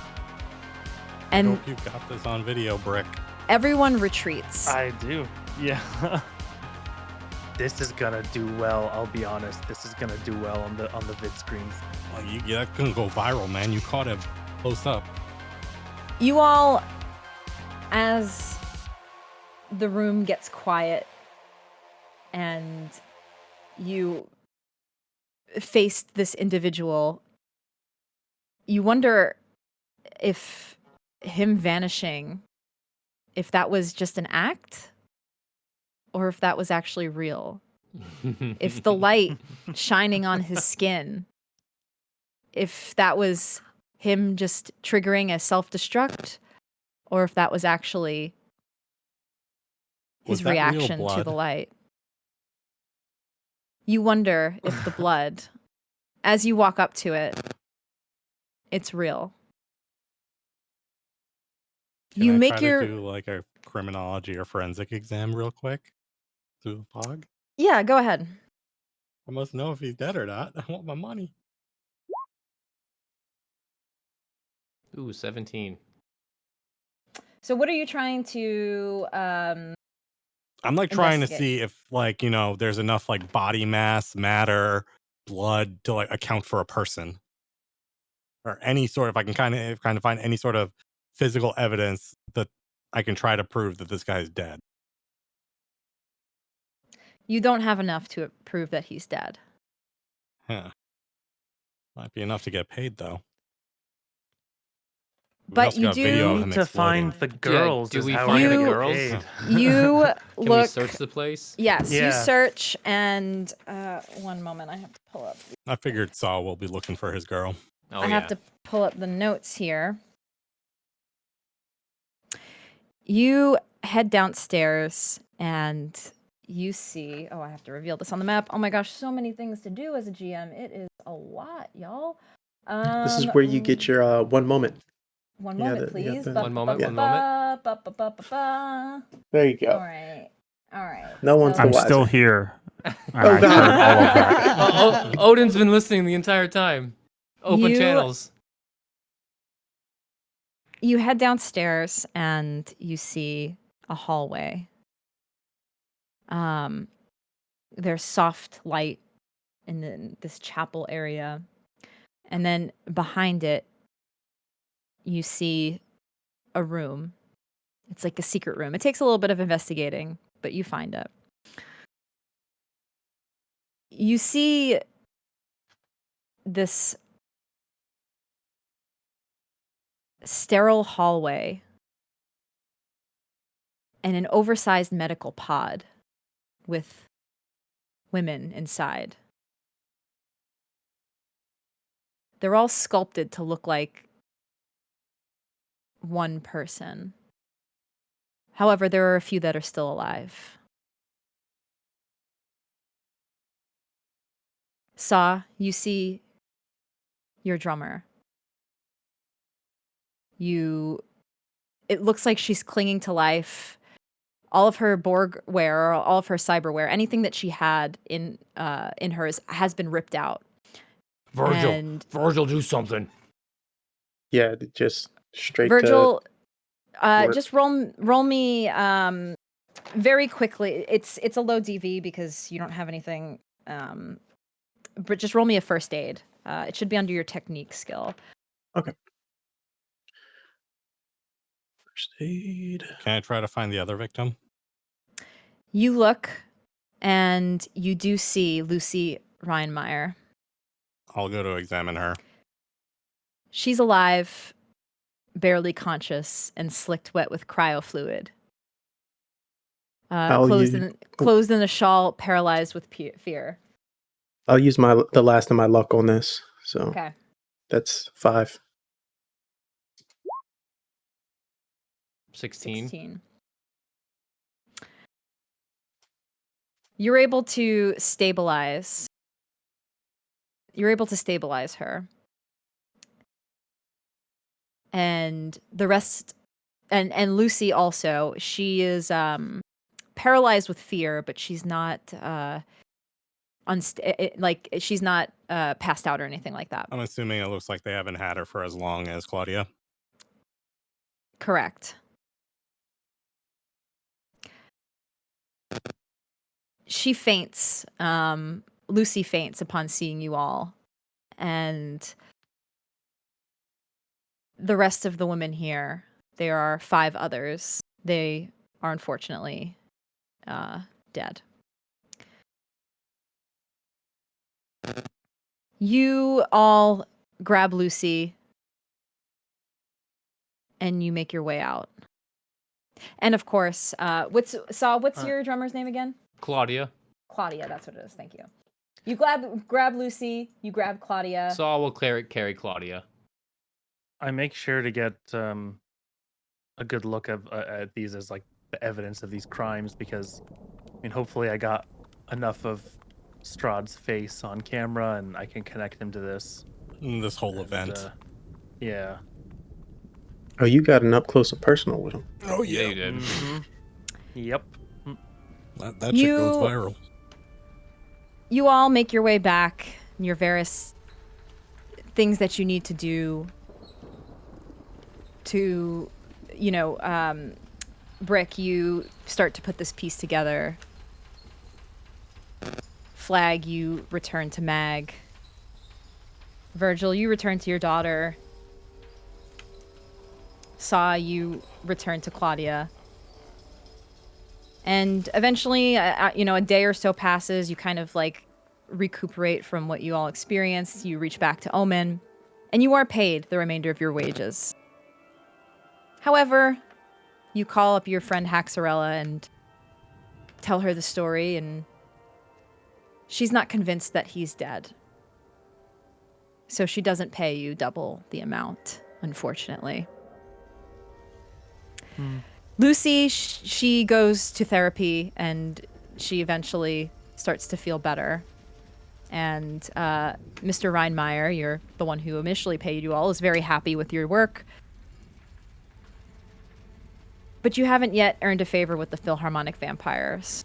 Perhaps next time you will. Maybe they'll like my story. Perhaps. We'll have to see. At least I got my money from Omen. You all, your pockets filled with 2,000 eddies. Enough to definitely pay rent, pay for food, pay for the tuition of your daughter. You all watch as the tale meets its bloody end and the curtain falls on tonight's entertainment. Sleep tight, Night City.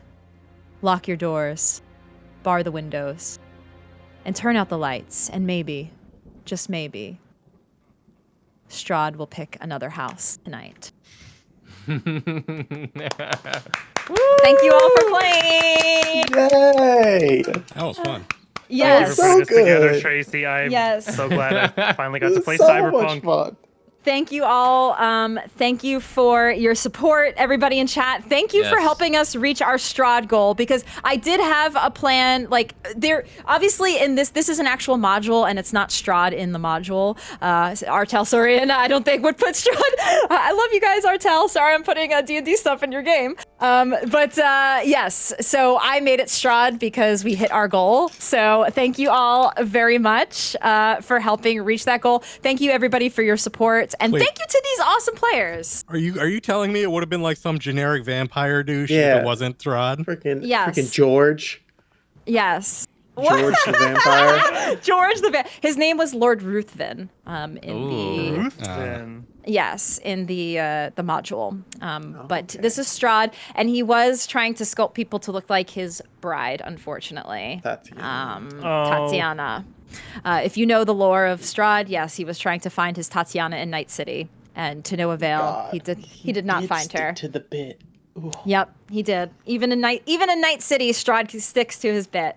I love that he had mist. I love that he had yes. the mist. Right. And That, to this day, that got me. You guys smell vegetable oil? You all can make your own conclusions on if it was all a bit or if it was real. That's something I'll that let the viewers decide that. Yeah, you'll let the viewers decide in your story. What I do love you that. think? I love that. And chat, you all can decide for yourselves as well. But with that, we are going to take a break. And we are going to come back for our second half of our charity stream, and that is our Mothership game. So we will be starting that in about 15 minutes or so. We'll be going live. You can still support this awesome charity, Hope for the Day. We have a milestone. We want to reach 2,000, and I still think we can. The Mothership one is going to be a lot of fun, and I'm really looking forward to it. So thank you again. Thank you to these awesome players. I'm so glad I got to run another Cyberpunk game, and I'm glad that always a blast. Yeah, always I'm a glad good time. you guys got to be part of it. Yeah. All right, everybody. We're going to take our break now, and we will see you in 15 minutes for our next game.